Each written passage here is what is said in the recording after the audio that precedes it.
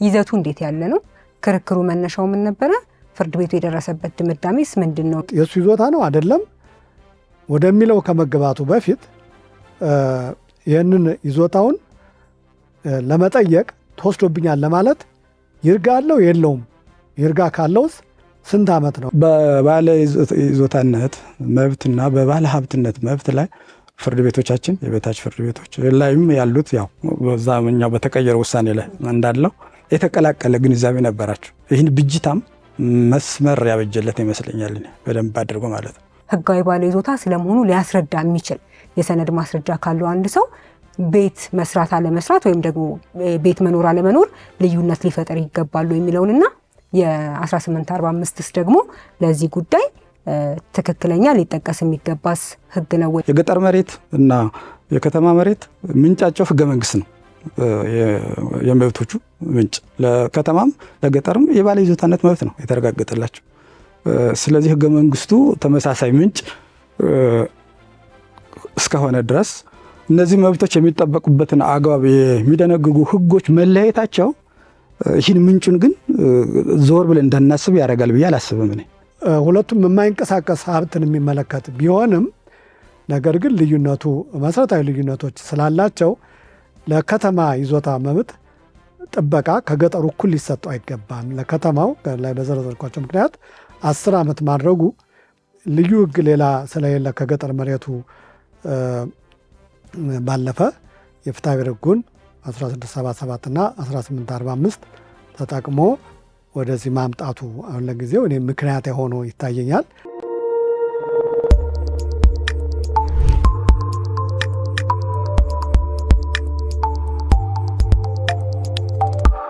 ሰላም ጤና ይስጥልን። የተወደዳችሁ የፍትህ ለሀገሬ ፕሮግራም ተከታታዮች፣ ፍትህ ለሀገሬ የተሰኘው ሳምንታዊ የህግ ፕሮግራማችን እንሆ ጀምሯል። አዘጋጅቼ የማቀርብላችሁ እኔ ሊያ ተረፈ ነኝ። ዛሬ በፍትህ ለሀገሬ ውይይት የምናደርግበት ርዕሰ ጉዳይ ከዚህ ከከተማ የይዞታ መብት ክርክር ጋር በተያያዘ የተወሰነ አዲስ የፌዴራል ጠቅላይ ፍርድ ቤት ሰበር ሰሚ ችሎት የሰጠው ውሳኔ አለ። ይህ ውሳኔ በ7 ዳኞች የተሰጠ ውሳኔ ነው። ከዚህ ቀደም ሰበር ሰሚ ችሎቱ የሰጣቸውን አስገዳጅ ውሳኔዎች በሚሽር መልኩ የተሰጠ ውሳኔ ነው። የካቲት 30 2018 ነው የተሰጠው። በዚህ ዙሪያ ላይ ውይይት ለማድረግ 2 ባለሙያዎችን እንግዳ አድርጌ ጋብዤላችኋለሁ። እንግዶቼ አቶ ፊሊጶስ አይናለምና አቶ አልማወሌ ናቸው። ሁለቱም ጠበቃና የህግ አማካሪዎች ናቸው። በጣም አመሰግናለሁ ሁለታችሁንም እንግዶች ሆናችሁ ስለመጣችሁ።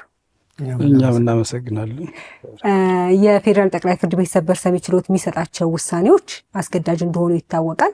ነገር ግን የሚሰጡት ውሳኔዎች ደግሞ ለምርምር እንዲሁም ደግሞ አግባብነታቸው ምን ይመስላል ከህግ አንጻር ደግሞ መመርመር አስፈላጊ ነውና እናንተን እንግዶች አድርጌ የጋበዝኩበት ምክንያት በዚህ ጉዳይ ላይ ውይይት እንድናደርግበትና ደግሞ ተደራራቢ የሆኑ ሰበር ሰሚ ችሎቱን ውሳኔዎች እየሰጠ ስለሆነ ከዛ ጋርም ተያይዞ ልብ ሊባሉ የሚገባቸውን ነገሮች እንድናወራ በሚል ነው እንግዶች ያደረኳችሁና ዛሬ ውይይት የምናደርገው መግቢያ ላይ እንደገለጽኩት የካቲት 30 2018 የተሰጠ አዲስ ውሳኔ አለ።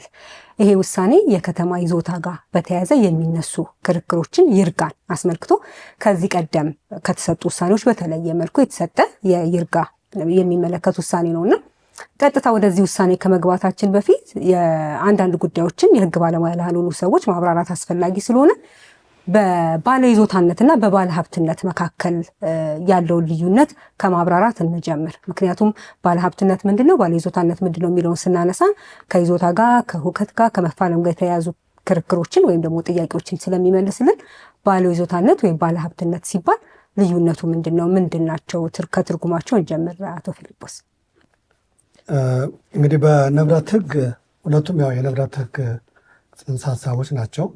ንብረት ህግ በጥቅሉ መብትን በተመለከተ በሁለት ይከፍለዋል ህጉ።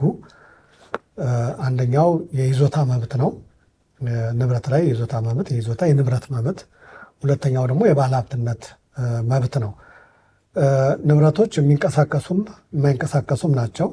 የሚንቀሳቀስ ምዝገባ የማያስፈልገው ከሆነ የሚንቀሳቀስ ንብረት ያው ባለ ይዞታው እንደ ባለ ሀብት እንደሆነ ይቆጠራል፣ ይገመታል። ነገር ግን ለማይንቀሳቀሱ ሀብቶች በተለይና ደግሞ ለየት ያሉ እንደ ተሽከርካሪ አይነት ለልዩ ተንቀሳቃሽ ንብረቶች ባለ ሀብትነት ማረጋገጫ በመዝጋቢ አካላቱ የሚሰጥ አለ። በተለይ ከቦታ ጋር ከቤት ጋር በተገናኘ የማይንቀሳቀስ ሀብት በቀድሞ በፍትሐብሔር ሕጋችን መሰረት የቦታ ቦታዎችና ቤቶችን ግንባታዎችን በተመለከተ የባለሀብትነት መብት ነበረ። በኋላ ግን በ1967 በወጣው በገጠር መሬት አዋጅ ቁጥር 1967 እና በአዋጅ ቁጥር 4767 የከተማ ቦታ ይዞታና ቤትን ትርፍ የሆኑትን መውረስ በሚለው መሰረት በኋላም በኢፌዴሪ ሕገ መንግስትም ሆነ በክልሎች ሕግጋተ መንግስት መሬት ባለሀብትነቱ የመንግስት ሆኗል።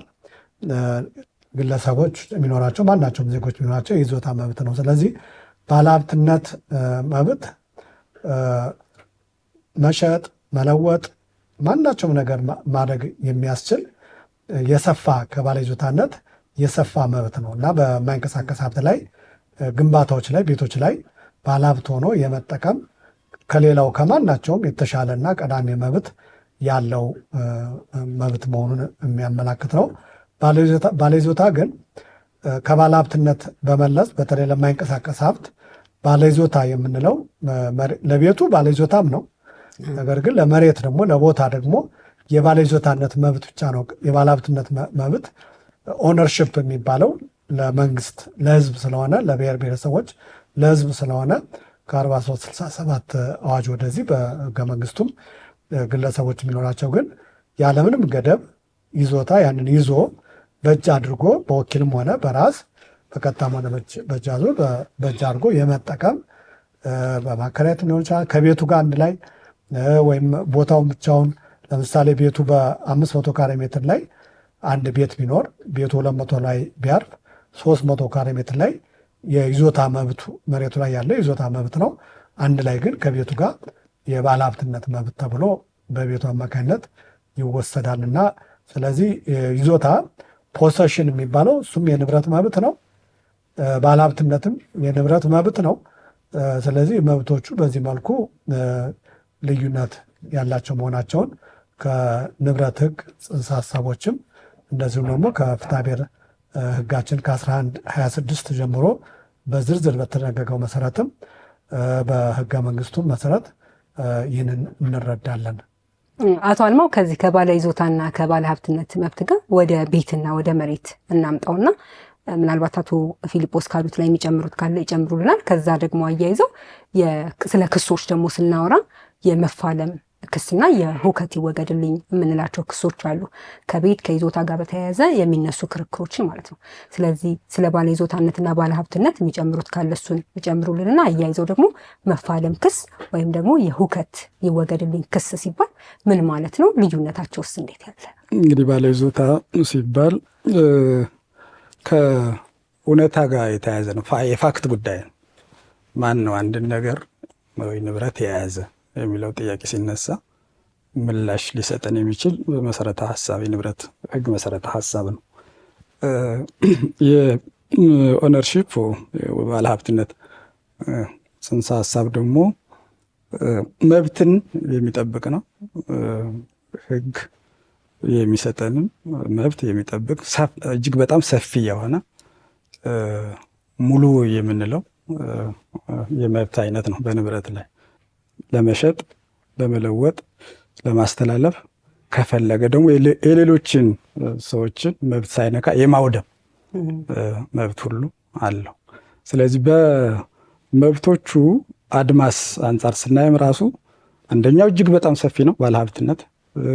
ባለይዞታነት ግን በመያዝ ላይ የተገደበ ምናልባትም በዛው በያዘው ንብረት ላይ የያዘው ሰው የመጠቀምን ብቻል ሊኖረው የሚችልበትን አግባብ የሚመለከት ነው።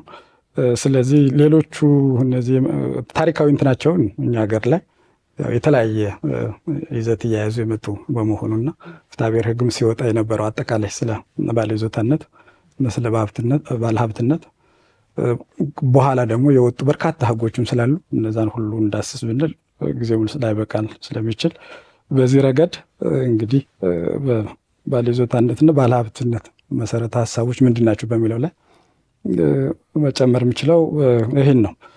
እንግዲህ ወደ ሁለተኛው ጥያቄ ስመጣ የመፋለምና የሁከት ይወገድልኝ ክስ ምንድን ናቸው የሚለው ነው። እንግዲህ ልክ ቀደም ብለን እንደገለጽ ነው ሕጉ ለባለይዞታ የሚሰጠው መብቱን በባለይዞታነት የሚያገኘው መብት ለማስከበር እንዲያስችለው ባለሀብት ለሆነው ከሚሰጠው የተለየ ነው። እንግዲህ የሁከት ይወገድልኝ ክስ አንድ ባለይዞታ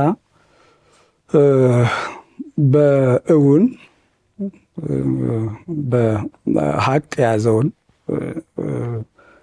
ንብረት ወይም ነገር ሌላኛው መጥቶ በኃይል ያ ሰው ባለይዞታው እንዳይጠቀም መሰናክል የፈጠረበት የሆነ እንደሆነ ያ ረብሻ በመብቱ ላይ የመጠቀሙን ሁኔታ የመረበሹ ድርጊት እንዲቆም የሚደረግበት አግባብ ነው። በራሱም ሊያደርገው ይችላል፣ ይከላከል ይችላል በህግ አግባብ፣ በፍርድ ቤት እገዛም ሊያደርገው ይችላል። ስለዚህ ይህን መብቱን ዊዝን በኋላ ሊነሳ የሚችለው እንትን ሊኖር ይችላል። ጊዜ ገደብም አለው። የማስረጃ አቀራረብ ስርዓትና አይነቶችም አሉት። በአጠቃላይ ግን ከመፋለም የሚለየው ባለይዞታው ንብረቱ ላይ የተፈጠረበትን ሁከት፣ መሰናክል፣ ረብሻ ለማስቆም የሚያስችል የህግ አካሄድ ነው ብሎ ማስቀመጥ ይቻላል። ባለሀብትነት ደግሞ ሰውየው በህግ አግባብ ያገኘው መብት አለ። ያን ንብረቱን መያዝም ላይ ያስፈልገው ይችላል። በእጁ ላይ ወይ በሌላ አግባብ ያረጋገጠው ሰነድ እስካለ ድረስ ማንኛውም ሰው በዛ ሰውዬ ንብረት ላይ ሄዶ ችግር ፈጥሮ ራሱ ወስዶ ይህ ባለሀብቱ እንዳይጠቀም ያደርግ እንደሆነ ያ ንብረት የተወሰደበት ንብረት እንዲመለስለት የሚደረግበት አግባብ ነው። ስለዚህ ባለ ሁከት ይወገድልኝ ክስ ላይ ፍርድ ቤት ንብረቱ የማን ነው የሚለውን ኢሹ የመመስረት እንትንም የለውም። ህጉ እሱን አይደለም የሚፈልገው። በእርግጥ ይህ ሰውዬ ይህ ንብረት በእጁ አድርጎ በሰላማዊ መንገድ ሲጠቀምበት ነበር ወይ የሚለውን ነው።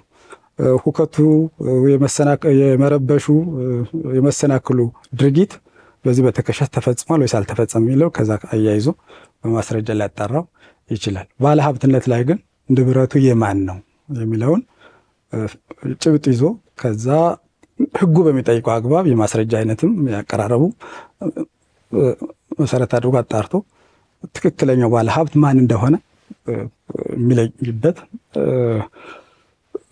የህግ አግባብ ነው። እንግዲህ የራሳቸው ዓላማም አላቸው። የሁከቱ አጠቃላይ ማህበራዊ ሰላምን ከማስፈን አንጻር ነው። ሰዎች በሰላማዊ ሁኔታ እየኖሩ ያለ አንድ ሰው ከህግ አግባብ ውጭ ሄዶ በኃይል ተግባር መብታቸው ላይ መሰናክል ሲፈጥር ያ የደፈረሰው ሰላም በተገቢው ጊዜ ካልቆመ ሶሻል ማህበራዊ ደህንነት ሰላም ሊሰፍን አይችልም። ስለዚህ ጊዜ ከወሰደም ይህ ሰላም ሌላ ችግርም ሊፈጠር ስለሚችል ህግ አውጪው የጊዜ ገደቡንም አጠር አድርጎ ከኦነርሺፕ ከዚህ ከባለ ሀብትነት የእርጋውን ጉዳይ የደነገገው ከዚህ አንጻር ነው። የባለ ሀብትነት የመፋለም ጉዳይ ግን የመብት ጉዳይ ነው። በህግ የተጠበቀ መብት ነው። ማንም ሰው በራሱ ንብረት ላይ የሌላውን መብት በህጉ አግባብ የተደነገጉትን ዳር ድንበሮች ሳይተላለፍ የምጠቀም የመሸጥ የመለወጥ እንትን ሊኖረው ይችላል። ሌላ ሰው መጥቶ ይህን ችግር የሚፈጥርበት ከሆነ የሚወስድበት ከሆነ ያን እንዲመለስ ጥያቄ ሊያቀርብ ይችላል። ስለዚህ ህጉ ያወቀለትን መብት እንደገና በህግ የማስመለስ የመጠበቅ አጠቃላይ ስርዓት ነው ልንለው እንችላለን። መፋለም ከባህሪውም ከዚህ ስንነሳ እንደ ሁከት ይወገድልኝ አይደለም፣ ጊዜያዊ አይደለም፣ በአጭር ጊዜ ሊፈጠር የሚችል አይደለም። ረጅም እንትን ያለው አጠቃላይ መብቱ በባህሪው ዘለቄታዊ እንትን አለው ነው የሚባለው። ብዙ ሀገሮች ላይ ይርጋ ካለውም ረጅም ጊዜ ነው የሚያደርጉት፣ ማያደርጉትም አሉ። የኛ ህግም በሰበሩ ትርጉም በሰበር መዝገብ ቁጥር 43600 ላይ ድሮ ካልተሳሳትኩ ጥር 5 2002 ይመስለኛል እዛ ላይ የተሰጠው አጠቃላይ መፋለም ባህሪው ምንድን ነው? ህግ አውጪው በፍትሐብሔር ቁጥር 1192 ላይ የማይንቀሳቀሱ ንብረቶችን የማስመለስን ጉዳይ በተመለከተ 10 ዓመት ብሎ አስቀምጧል። ይህን ካለ በኋላ ስለ መፋለም ግን ያለው ነገር የለም፣ በዝምታ አለ።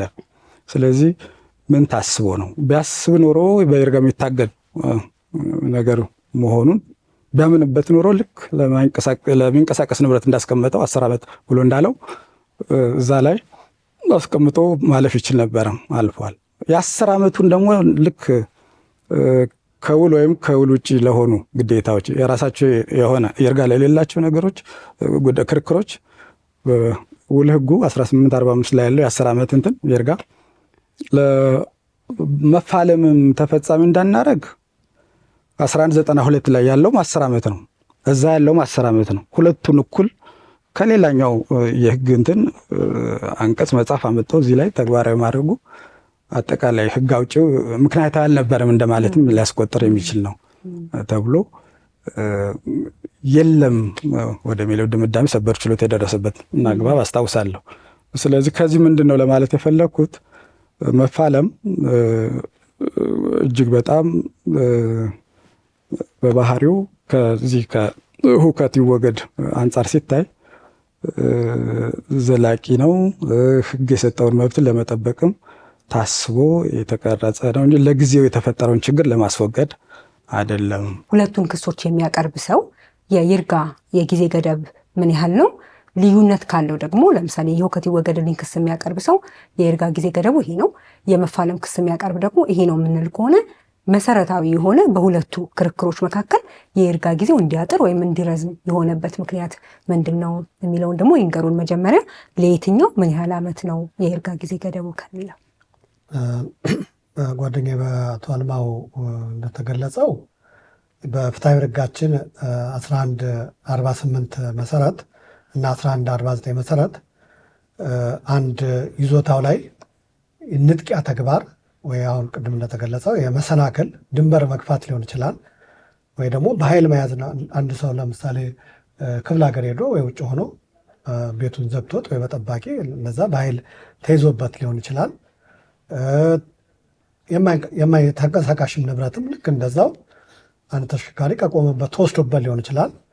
ስለዚህ ያንን አንድ ምክንያታዊ የሆነ ሰው በኃይል ተግባር እስካልተስማማ ድረስ በኃይል ተግባር ከተወሰደበት፣ በንጥቂያ ከተወሰደበት ያ ወሳጁ ሰው ለሱ ለመውሰዱ የሚናገርለት ነገር ወይ ገዝቶት አስቀድሞ ወይም በኪራይ ሰጥቶት ለዛ ሰው ካልሆነ መሆኑን እስካላስረዳ ድረስ በ2 ዓመት ውስጥ መጠየቅ አለበት ነው። ለምሳሌ መኪና የገጨ ጉዳት በተለየ ሁኔታ ካረዘመ በ2 ዓመት ይባላል። አንድ ሰው በመኪና ጉዳት ደርሶበት ዝም ብሎ ይቀመጣል ተብሎ ግንኙነት ስለሌላቸው አይታሰብም። ስለዚህ እነዚህ የውልም ግንኙነት ሳይኖራቸው ያለ ፍላጎቱ በኃይል ተግባር ከተወሰደበት በ2 ዓመት መጠየቅ አለበት ይላል 1148 እና 1149 ላይ በተለይ ንዑስ አንቀጽ 2 በ2 ዓመት መጠየቅ አለበት። የመፋለም ግን 1204ም ከዛ ስናይ የመፋለም ይሄ የኔ ሀብት ነው ያንተ ሀብት አይደለም። ለምሳሌ አከራይቶት ተከራይ በውሸት ሸጦት ሊሆን ይችላል። ባደራ የተሰጠውን ንብረት አላስረክብም ብሎ ሊሆን ይችላል። ወይም የተወሰነ ግንባታ አድርጎ ሊሆን ይችላል። አንዳንድ የህጋዊ ውል ሳይኖራቸው ይቀርና የኔ ሀብት ነው ብሎ በተጭበረበረ መንገድ የይዞታ ማረጋገጫም ሊያወጣ ይችላል። ስለዚህ የኔ ሀብት ነው የማን ሀብት ነው የሚለውን በመዝጋቢ አካሉ በተጭበረበረ መንገድ የይዞታ ማረጋገጫ ማውጥቶ ከሆነ የይዞታ ማረጋገጫው እንዲሰረዝ ጭምር አንድ ላይ ሀብቱ የኔ ነው የሚለውን ፔቲቶሪ አክሽን እንግዲህ ቅድም እንዳልነው የሰፋ መብት ነው። ያንን የሚያቀርብበት ሁኔታ ነው። እንግዲህ በንብረት ህጉ ቅድም በአቶ አልማው እንደተገለጸው ይርጋን በተመለከተ የተደነገገ ነገር የለም። በሚገርም ሁኔታ በ1942 ዓ ም ተፈጻሚነት ባይኖርም በአሁኑ ሰዓት አዋጅ ቁጥር 47 1942 የወጣ አዋጅ አለ። የፍትሐብሔር የይርጋ ህግ ይላል። ያ የፍትሐብሔር የይርጋ ህግ የህፃናትን መብት የሚመለከት፣ የባልና ሚስትን ንብረት ክፍፍል የሚመለከት፣ የውርስ ንብረትን ክፍፍል የሚመለከት፣ የማይንቀሳቀስ ሀብትን ክፍፍል መብትን የሚመለከት ብሎ 10 ዓመት 15 ዓመት 20-30 ዓመት አለው እና የማይንቀሳቀስ ሀብትን የመፋለም መብትን ይርጋ እንደሌለው ነው የሚያመለክተው እና የባልና ሚስትም ንብረት ክፍፍል ይርጋ እንደሌለው ይገልጻል። እና ታሪኩን ወደኋላ የህጋችን ታሪክ ስናየው ፍትሐብሔር ህጉ ግን በ1952 ሲወጣ የይርጋ ሁኔታም በዝርዝር አላመላከተም። በህግ ስርዓታችን ይርጋ ራሱን የቻለ የፍትሐብሔርም ሆነ የወንጀልም ሆነ የይርጋ ህግ ለብቻው አዋጅ የለም። ነገር ግን በየተለያዩ በመሰረታዊ ህጎችና በስነስርዓት ህጎች ውስጥ አብሮ እየተቀላቀለ ነው ድንጋጌዎች የተቀመጠለት። ለቤተሰብ ህጉ፣ ለውርስ ህጉ ራሱን የቻለ የይርጋ ለየብቻው ጥቂት አሉ። ራሱን የቻለ ግን የይርጋ ህግ የለም። ስለዚህ የንብረት መብት እንግዲህ ህግ የሰዎችን መብት የመብት ግንኙነት የግዴታ ግንኙነት መጠበቂያ ስርዓት ነው። ስለዚህ ምንድን ነው ህጉ የሚለው ማለት ነው? ንብረት መብት የማይንቀሳቀስ ሀብት በተለይ ለአንድ ሰው ትልቅ ሀብቱ ነው። እንደ ከህይወት ቀጥሎ ያለው መብት ነው። መጠለያውም ነው፣ ለብዙ ነገሩ ነው እና ለሰው የሚሰጠው ትኩረት የህግ ጥበቃ በጣም ከፍተኛ ነው። ስለዚህ በይርጋ ሊታገድ አይገባም ብሎ ሰበር መተርጎሙም ካለው እሴት አንጻር ንብረት መብት እንዲህ በቀላል በ10 ዓመት በ20 ዓመት ሊታገድ አይገባም እና ገደብ የለሽ መብት ነው።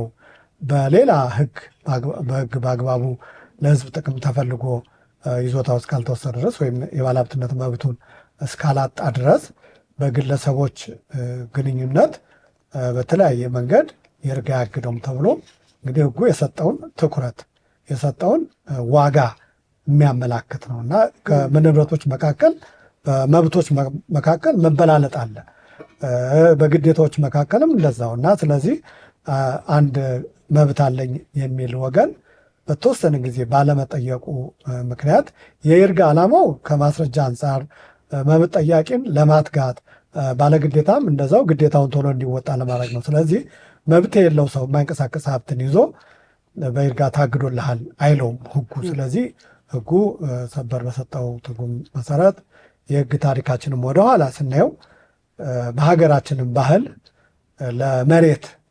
ለመሬት አሁን ይዞታ ቢሆንም ባለሀብትነት ለቤት ባለሀብትነት የሚሰጠው ቦታ ትልቅ ቦታ ስለሆነ ህጉ ይህንን በይርጋ ሊታገድ አይገባም የሚለው እንግዲህ ህግ ስምምነት ስለሆነ የማህበረሰብ ይህ ትልቅ ጥበቃ መስጠትን ያለ ገደብ የሚያመላክትና ምክንያታዊ ነው። በሁከት ይወገድልኝ ክርክር ጊዜ አንድ ሰው ባለይዞታ ስለመሆኑ ወይም ደግሞ መብት ያለው ስለመሆኑ ሁከት የተፈጠረበት ስለመሆኑ ወይም የተሻለ መብት ያለው ስለመሆኑ ሊያስረዳ የሚችልበት ማስረጃ ምን አይነት ነው?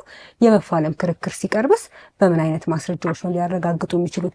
አብረው አያይዘው ደግሞ በሁለቱ መካከል ቅድም የገለጹልን መሰረታዊ ልዩነት እንደተጠበቀ ሆኖ ለምሳሌ በቤት ላይ ቤትን ወይም ደግሞ ይዞታን እንደ አንድ ምሳሌ እንውሰደውና ያንን ተመልክቶ በሁለቱ መካከል መሰረታዊ የምንለው በክርክር ላይ መደበላለቅ ስለሚኖር ቅድም ሲገልጹልን እንደነበረው የሁከት ይወገድልኝ ክርክር ላይ እኔ ነኝ ባለመብት የሚል ክርክር ቢመጣ ፍርድ ቤቶች ጭብጥ አድርገው እንደማይዙት ሁሉ በሁለቱ መካከል ያለው ፕራክቲካሊ የሚታይ መደበላለቅንም ጨምረው አብረው የትኞቹ ማስረጃዎች ናቸው ለየትኛው የሚሆነው እንዴት ነው ማረጋገጥ የሚቻለው? ቢነሱ ጉዳዩን አጠቃላይ ግልጽ ከማድረግ አንጻርም ጠቀሜታ አላቸው ብዬ ያሰብኳቸው ነጥቦች እናግኝቻለሁ። አንደኛው እንግዲህ ከዚህ ከሁከት ይወገድልኝ ጋር ተያይዞ ብዙ ጊዜ እንትን የሚባለው በጥንቃቄ ማየት በፍርድ ቤቶች አካባቢ ማናየው በጽንሰ ሀሳብ ደረጃ እንትን ማንለው ዝም ብሎ ስለያዘ ብቻ አይደለም ሁከት ይወገድልኝ ብሎ መብቱን የሚያስከብረው። አንደኛ ያ የእውነታው ነገር የፋክቱ ነገር ንብረቱን የያዘበት አግባብ በተጨበረበረ መንገድ ያልተገኘ መሆን አለበት። በተደበቀ መንገድ ዝም ብሎ ይዞት የሚጠቀም መሆኑ ብቻውን ራሱ ይዞታ አለ ለማለት እንትን አይልም፣ አያስችልም። በፍትሐብሔር ሕጉ 1140 ላይ ስለ ይዞታ ዲፋይን ሲያደርግ በውን የሚያዝበት መሆኑን ይላል። ቀጥሎ ባሉ ድንጋጌዎች ደግሞ ይሄ ቢኖርም በተጭበረበረ መንገድ በተደበቀ መንገድ ይዞት ከሆነ ይህን እንትኑ ሲጠቀም የነበረው ያ መከላከያ ላይሆነው ይችላል። ሌላኛው ሰው እኔ ሁከት አልፈጠርኩም ብሎ ቢከራከርና አጠቃላይ እንደዚህ አይነት በውን ሲያዝበት የነበር አይደለም ብሎ እንደ ዲፌንስ ቢያቀርብ ያን እንትን ሊልበት ይችላል። እዛኛውን ክርክር ወይም ደግሞ መብት ይከበር የሚለውን ጥያቄ ውድቅ እንዲሆን የሚያስችል ህጋዊ ምክንያት ሊሆን ይችላል። ስለዚህ እነዚህ ነገሮችን በጥንቃቄ ማየትን ይጠይቃል። ፍርድ ቤቶቻችን ላይ እንግዲህ እነዚህ ጉዳዮች ሲቀርቡ መጀመሪያውኑም ከአርስቱ ጀምሮ ከክሱ ጀምሮ በደንብ ውስጥ ላይ የሚዘረዘረው ነገርም መጣጣም አለበት። አንዳንዴ በሁከት ይወገድ እንትን ክስ ስም ውስጡ ሲገባ የመፋለም ክስ ሆኖ የሚገኝበት አግባብም አለ። እሱ ላይ ጥንቃቄ ማድረግ። አንዳንዴ ደግሞ እንደ ዲፌንስ ሲቀርብም ሰው ህጋዊ ባለ ቤት ስለሆንኩ አንተ እኔ ላይ ሁከት ይወገድ የሚል ጥያቄ ልታቀርብኝ አይገባም ብሎ እንደ ዲፌንስ ሊያቀርብ የሚችልበት እንትን አለ። ህጉ ሊያሳካ ያሰበው ነገር አለ። ቅድም ያልነው ማህበራዊ ሰላም ለማስፈን ነው።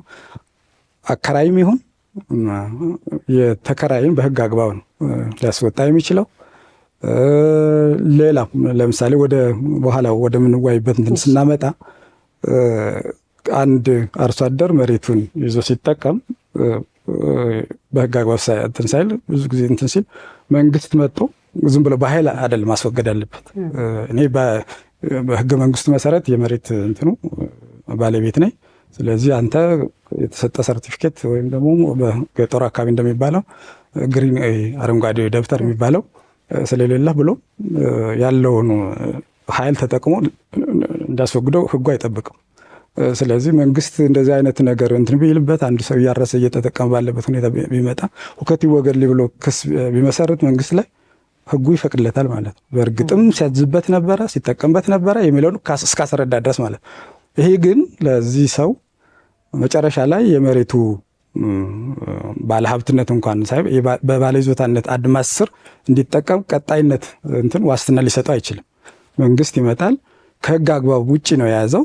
ስለዚህ ሊለቅልህ ይገባል ብሎ የባለይዞታን መፋለም እንትን ቢያቀርብ ከዚህ በፊት በዳኝነት ያለቀ ጉዳይ ነው ያኛው ባለሀብት ሆኗል የሚል እንትን ሊነሳበት መቃወም ሊነሳበት አይችልም። ስለዚህ እሱን በዛ አግባብ ማየት ነው።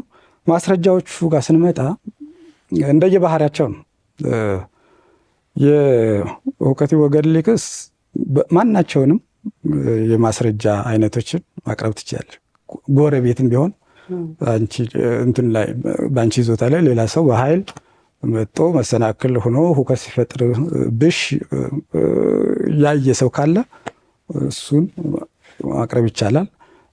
ሌላው ደግሞ እነዚህ ክፍያ የምንፈጽባቸው ሰነዶች እዛው ንብረት ላይ የውሃ የመብራት ሌላ የተያያዙ እንትኖች አሉ። ከማህበረሰቡ ከአካባቢ ማህበረሰብ ጋር ተያይዞ የሚፈጸሙ ክፍያዎች ሊኖሩ ይችላሉ። በቤት እንትን እነሱን ማስረጃ አድርጎ በእርግጥም ይዞ የነበር ስለመሆኑ ለማስረዳት ይቻላል። የፖሊስ ዶክሜንትም ሊኖር ይችላል። ይሄ ሰው እዚህ ሲኖር ነበረ፣ ሌላኛው ጣልቃ ገብቶበት ረብሻ ፈጥሮበታል የሚል ምናልባት ዕለታዊ ሁኔታ ተሞልቶ ከተገኘም ያን እንደ ማስረጃ አድርጎ ሊያቀርብ ይችላል። ስለዚህ ህጉ በዚህ ረገድ እንትን ለይቶ የወሰነ እንትን የለም። እነዚህ ድርጊቶች ሲፈጸሙ የተመለከተ የአይን ምስክር ይሁን ወይም ደግሞ በሰነድ ደረጃ የተዘጋጀ ማስረጃ ካለ እሱን አቅርቦ ማስረዳት ይቻላል። ወደ መፋለም ስንመጣ ግን ህጉ ለይቶ ያስቀመጣቸው ማስረጃ አይነቶች አሉ። ባለቤትነትን ማስረዳት የሚቻለው በህግ አግባብ ባለሀብትነትን የማረጋገጥ የመመዝገብ ስልጣን የተሰጠው የመንግስት አካል በሰጠው የሰነድ ማስረጃ ነው። ብዙ ጊዜ ይሄ የባለሀብትነት ማረጋገጫ ምስክር ወረቀት እንለዋለን። ካርታም ሊሆን ይችላል። ይህን በተመለከተ እንዲያውም አሁን የህገ መንግስት ድንጋጌ ደረጃ ያለው ውሳኔ በፌዴሬሽን ምክር ቤት ተሰጥቷል። ባለሀብትነትን በሰነድ ማስረጃ ያውም በሚመለከተው የመንግስት አካል በተረጋገጠ የሰነድ ማስረጃ ነው ማረጋገጥ የሚቻለው በሚል ወስኗል። ያ ደግሞ በአዋጅ ቁጥር 1162 ይመስለኛል የራሱ እንትን አለው። ፌዴሬሽን ምክር ቤት የሚሰጠው ህገ መንግስታዊ ትርጉም የህገ መንግስት ድንጋጌን ደረጃ ያክል ስለሆነ በማናቸው አካላት ላይ አስገዳጅነት አለው፣ ፍርድ ቤትን ጭምር ማለት ነው ያስገድዳል። ስለዚህ ይሄ የራሱን የመጨረሻ ልባት አግኝቷል። ገጠር ላይ ሁሉ የማይንቀሳቀስ ንብረት ቤት በሚመለከተው የመንግስት አካል የተመዘገበ ሊሆን የሚችልበት አግባብ ሊኖር ይችላል አይችልም፣ እሱ ሌላ ጥያቄ የሚሆነው። የሚስተናገድበት አግባብም ሙሉ በሙሉ የተዘጋ አይመስለኝም። ሰበር የሰጣ አንድ አስገዳጅ የህግ ትርጉም ሰጣል። እንደዚህ አይነት ገጠር አካባቢ ላይ የሚፈሩ የማይንቀሳቀሱ ንብረቶችን በተመለከተ በጉልበቱ በእውቀቱ የጥሬ ገንዘቡ የሰራው ስለመሆኑ በሰው ምስክር ማረጋገጥ ይቻላል። ህገ መንግስቱ ድንጋጌውን ጠቅሶ ማለት ነው። እንደዛ ብሎ የወሰነበት አግባብ አለ። ስለዚህ ምናልባት የሀገሪቱን አጠቃላይ እንትኖችን አካባቢዎችን ነባራዊ ሁኔታዎችን እያዩ እና የንብረቱንም አይነት እያዩ ያን ድንጋጌ ተፈጻሚ ለማድረግ ጥረት ማድረግ ይቻል ይሆን የሚል እንትን ሊያስነሳ ይችላል። ከሁሉ በላይ ግን የሚመለከተው የከተማ እንትን በኋላም ዲስከስ የምናደርገው የከተማ እንትን ስለሆነ የከተማ ማይንቀሳቀስ ንብረትን በተለይ ቤትን፣ ህንፃን ምን በተመለከተ ግን ትልቁ ማስረጃ ቁልፉ ማስረጃ የሰነድ ማስረጃ ነው፣ በሚመለከተው አካል የተረጋገጠ የተመዘገበ። ስለዚህ ከዚህ አንጻር ስለ ማስረጃዎቹ አይነት ይህን ነው የምንለው። ዞሮ ዞሮ በሁለቱም ግን የማስረጃው ልኬት ደረጃ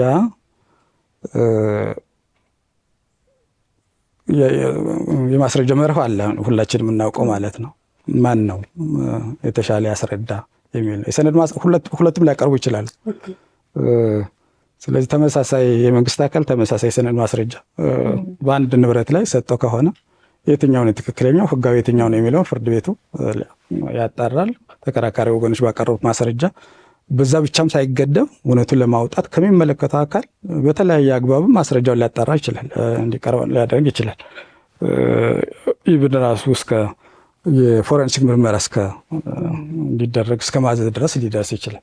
ስለዚህ እሱን እንትን ካጣራ በኋላ መጨረሻ ላይ ግን የሚለካው ማን ነው የተሻለ ማስረጃ ያቀረበው፣ ዳኛን የህሊና ሚዛን የሚደፋው የትኛው ማስረጃ ነው የሚለውን መሰረት አድርጎ ወይ ክሱን ውድቅ ያደርጋል ወይም ደግሞ ከህግ አግባብ ውጭ ንብረት ያልሆነውን ንብረት ይዘህ ስለተገኘህ ለሚመለከተው ወይም ለህጋዊ ባለ ሀብቱ አስረክብ ብሎ ሊወስን ይችላል። ቅድም በደንብ እንትን ያላልናት ከዚህ ጋር ተያይዞ የሚመጣ እንትን አለ። ሁከትን እንትን ስንል አንዳንዴ ክስ ስለ ሁከት ሲመሰረት ብዙ ጊዜ ይህ ተግባር ያስከተለውን ኪሳራ እና ተያያዥ ጥቅሞችን እዛው ክስ ላይ እንትን አንልም ብዙ ጊዜ ማለት ሰው። ህጉ ግን ይፈቅዳል። ባለሀብትነት ላይ እንግዲህ ቤቱ ይለቀቅልህ ብቻ ላይሆን ይችላል። በቤቱ አጠቃቀም እንትን ይህ ህገወጥ ተግባር በመፈጸሙ የደረሰበት የጥቅም መቋረጥ ካለ እሱን ማያይዞ ቤቱን መረከብ ብቻ ሳይሆን በአከራይ ላገኝ ይችል የነበረው ጥቅም አለ እንደዚህ እሱን ማስረዳት፣ እሱንም ሁሉ አንድ ላይ እሱን በሰነድ ማስረጃ ላይባል ይችላል። ሁልጊዜ በሰው ምስክር በአካባቢው እንደዚህ አይነት ቤት ቢከራይ ምን ያህል ገቢ ያስገኛል የሚለውን እንትን ሊል ይችላል። ክራይ አከፋፈል ስርዓትን የዘረጉ ህጎች አሉ። በትክክል መንግስት እንደዚህ አይነት ቤቶች ላይ ክራይ ሲሰበስብ የነበረ ከሆነ ደግሞ ከዛ በመለስ ከሚከፈለው ግብር በመለስ ሊገኝ የሚችለውን ጥቅምንም አስልቶ ዳኝነት መጠየቅ ይቻላል። እንዲሁም ባለሙያ መድቦ አጠቃላይ ከአካባቢ ነባራዊ ሁኔታ አገናዝቦ አጣርቶ ውሳኔ መስጠትን የሚያስችል የህግ ማዕቀፍ አለ። እዚህ የፌዴራል ጠቅላይ ፍርድ ቤት ሰበር ሰሚ ችሎት በሰበር መዝገብ ቁጥር 244308 ቅድም መግቢያ ላይ እንደገለጽኩት የካቲት 30 2018 ዓ.ም የሰጠው ውሳኔ አለ በ7 ዳኞችና እዛ ውሳኔ ላይ የተጠቃቀሱ የተለያዩ የሰበር ሰሚ ችሎቱ ከዚህ በፊት የሰጣቸው አስገዳጅ ውሳኔዎች አሉ። ከመፋለም መብት ጋር ወይም ደግሞ ከመፋለም ክርክር ጋር የሚነሱ የይርጋ ጥያቄዎችን በሚመለከት ማለት ነው። ስለዚህ ወደ መነሻ ወደ ሆነ ውሳኔ ከመምጣታችን በፊት ከዚህ ቀደም የነበሩ ከይርጋ ጋር ተያይዞ ሰበር ሰሚ ችሎቱ የሰጣቸው ውሳኔዎች እንዴት ያሉ ናቸው? እንግዲህ ከመፋለም ጋር ተያይዞ ከዛ በፊት ሲሰራባቸው የነበረ በርካታ እንትኖች አሉ። ይርጋ አለው ተብሎም እስከ 2002 ሲሰራበት ነበር። እስከ ስንት ዓመት ይርጋ ይታገዳል? በ10 ዓመት ነው መፋለም አብዛኛው። ምክንያቱም ቅድም እንዳልኩት ስፔሲፊክ የሆነ የይርጋ ጊዜ በንብረት ህጉ ላይ አልተመለከተም። ግን 1192 የፍትሐ ብሔር ቁጥር 1191 ስለሚንቀሳቀስ ንብረት የሚያወራው የይርጋ ጊዜ 10 ዓመት የሚል ሆኖ እያለ ወደ 1845 እየተሄደ እሱን አፕላይ እየተደረገ ሲወሰን የነበረበት አግባብ እንዳለ የሚያሳዩ ታሪካዊ ሰነዶች አሉ፣ ውሳኔዎች አሉ። እንግዲህ ያ አብዛኛውን ምንድን ነው ማንኛው መብት ያው ይርጋ ሊኖረው ይገባል። ዝም ብሎ ሌላው እየፈራ ሌላኛው ደግሞ እያስፈራራል ሊኖር አይገባም የሚል እንትን መሰረተ ሀሳብ ከዚህ ከፍትሐ ብሔር መብቶች ጋርም የሚነሳበት እንዳለ ነው የሚጠቁመው። ዞሮ ዞሮ ግን በኋላ ያው የዳኝነት ስራም ህግ እንደሚያድገው የራሱ የሆነ እድገት አለው። አንዳንዴ ፍርድ ቤቶች የሚሰጡት ውሳኔ ለአንድ ሀገር ስነ ህግ እድገት የራሱን አስተዋጽኦ ያደርጋል። ስለዚህ እንደዛ ለረጅም ዓመታት ሲሰራበት የነበረ ቢሆንም ቅድም የስራ ባልደረባ አቶ ፊሊጶስ እንዳለው የድሮው የ1942ቱ የይርጋ አዋጅ መፋለም በተመለከተ ይርጋ እንደሌለው ግልጽ ነበር። በኋላ ህጉ የፍትሐ ብሔር ህጉ ሲወጣ ግን በግልጽ የለም የሚል እንትን ሳይካተትበት አለፈና ግን በስራ ላይ የነበረው ደግሞ ይርጋ እንዳለ ተደርጎ እንትን የሚሉ ናቸው። እዚህ ላይ እኔ ባየኋቸው ነው በርካታ ውሳኔዎች ስላሉ ከ1934 ጀምሮ ሁሉን እንትን ስላላየሁ እርግጠኛ ልሆን አልችልም። ግን አብዛኛው ይርጋ እንዳለ ተደርጎ ሲወሰን ነበር። በኋላ 2002 ላይ የለም ተባለ። ምንድነው የመኖሪያ ቤት የመፋለም ክርክር ላይ የተነሳ ነው። ስለዚህ አንደኛ ይርጋው በመጀመሪያ ደረጃ መቃሚነት በግልጽ ተነስቷል። የስር ፍርድ ቤቶችም ያን ይርጋ እንትን ብለው ውሳኔ የሰጡበት እንትን እንዳለ አስታውሳለሁ። ዋናው ነገር ግን መፋለም ከባህሪው ስንነሳ ከሁሉም በላይ ደግሞ የንብረት መብቶችን የሚገዛው የፍትሐ ብሔር ህጋችን የመጽሐፍ ክፍል ስለ መፋለም የራሱን የቻለ ይርጋ ያላስቀመጠበት ምክንያት ምን ይሆን የሚለውንና የመሳሰሉትን ሰፊ እንትን ጊዜ በነበረው ማለት ነው በተቻለ መጠን ጊዜ ተወስዶ ውይይት ተደረገ። እንግዲህ አንደኛው ለሚንቀሳቀስ ንብረት በፍትሐ ብሔር ቁጥር 1192 ላይ 10 ዓመት ነው ይርጋው ይላል። ስለ መፋለም ግን 1204 እና ተከታይ እንትኖች ላይ የሚለው ነገር የለም። ወይም ደግሞ ወደ 1192 ክሮስ ሪፈር እንትን የሚያጣቅስበት አግባብም የለም። ስለዚህ የፍትሐ ብሔር ቁጥር 1845 በፍትሐ ብሔር ቁጥር 1677 ግዴታው ከውል የመነጨ ቢሆንም ባይሆንም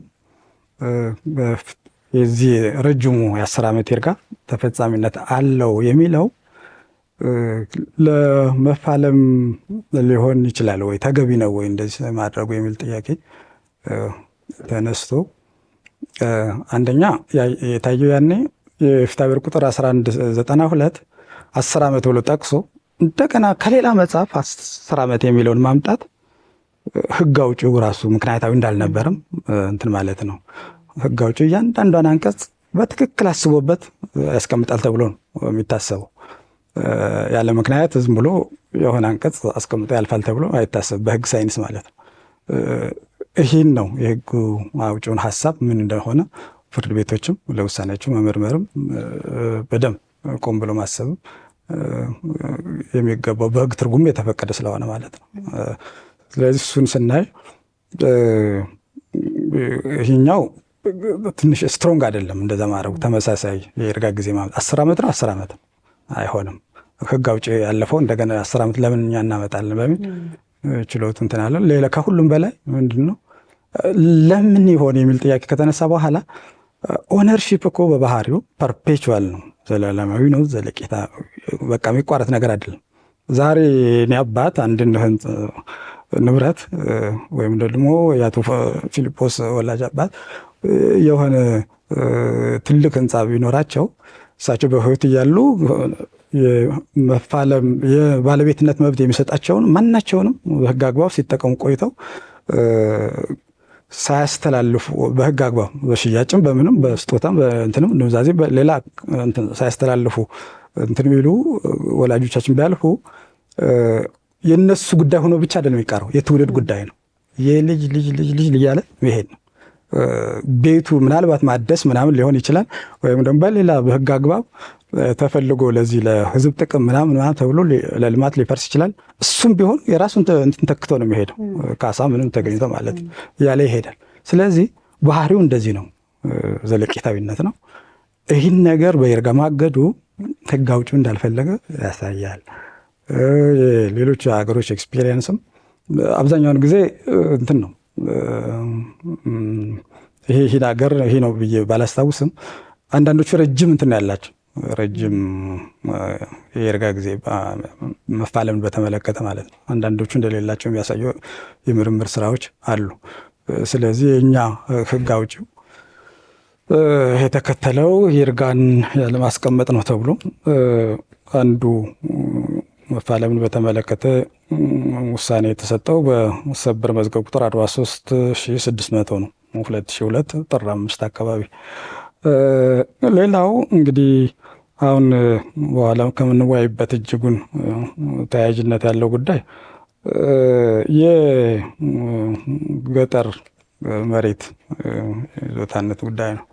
እሱን በተመለከተ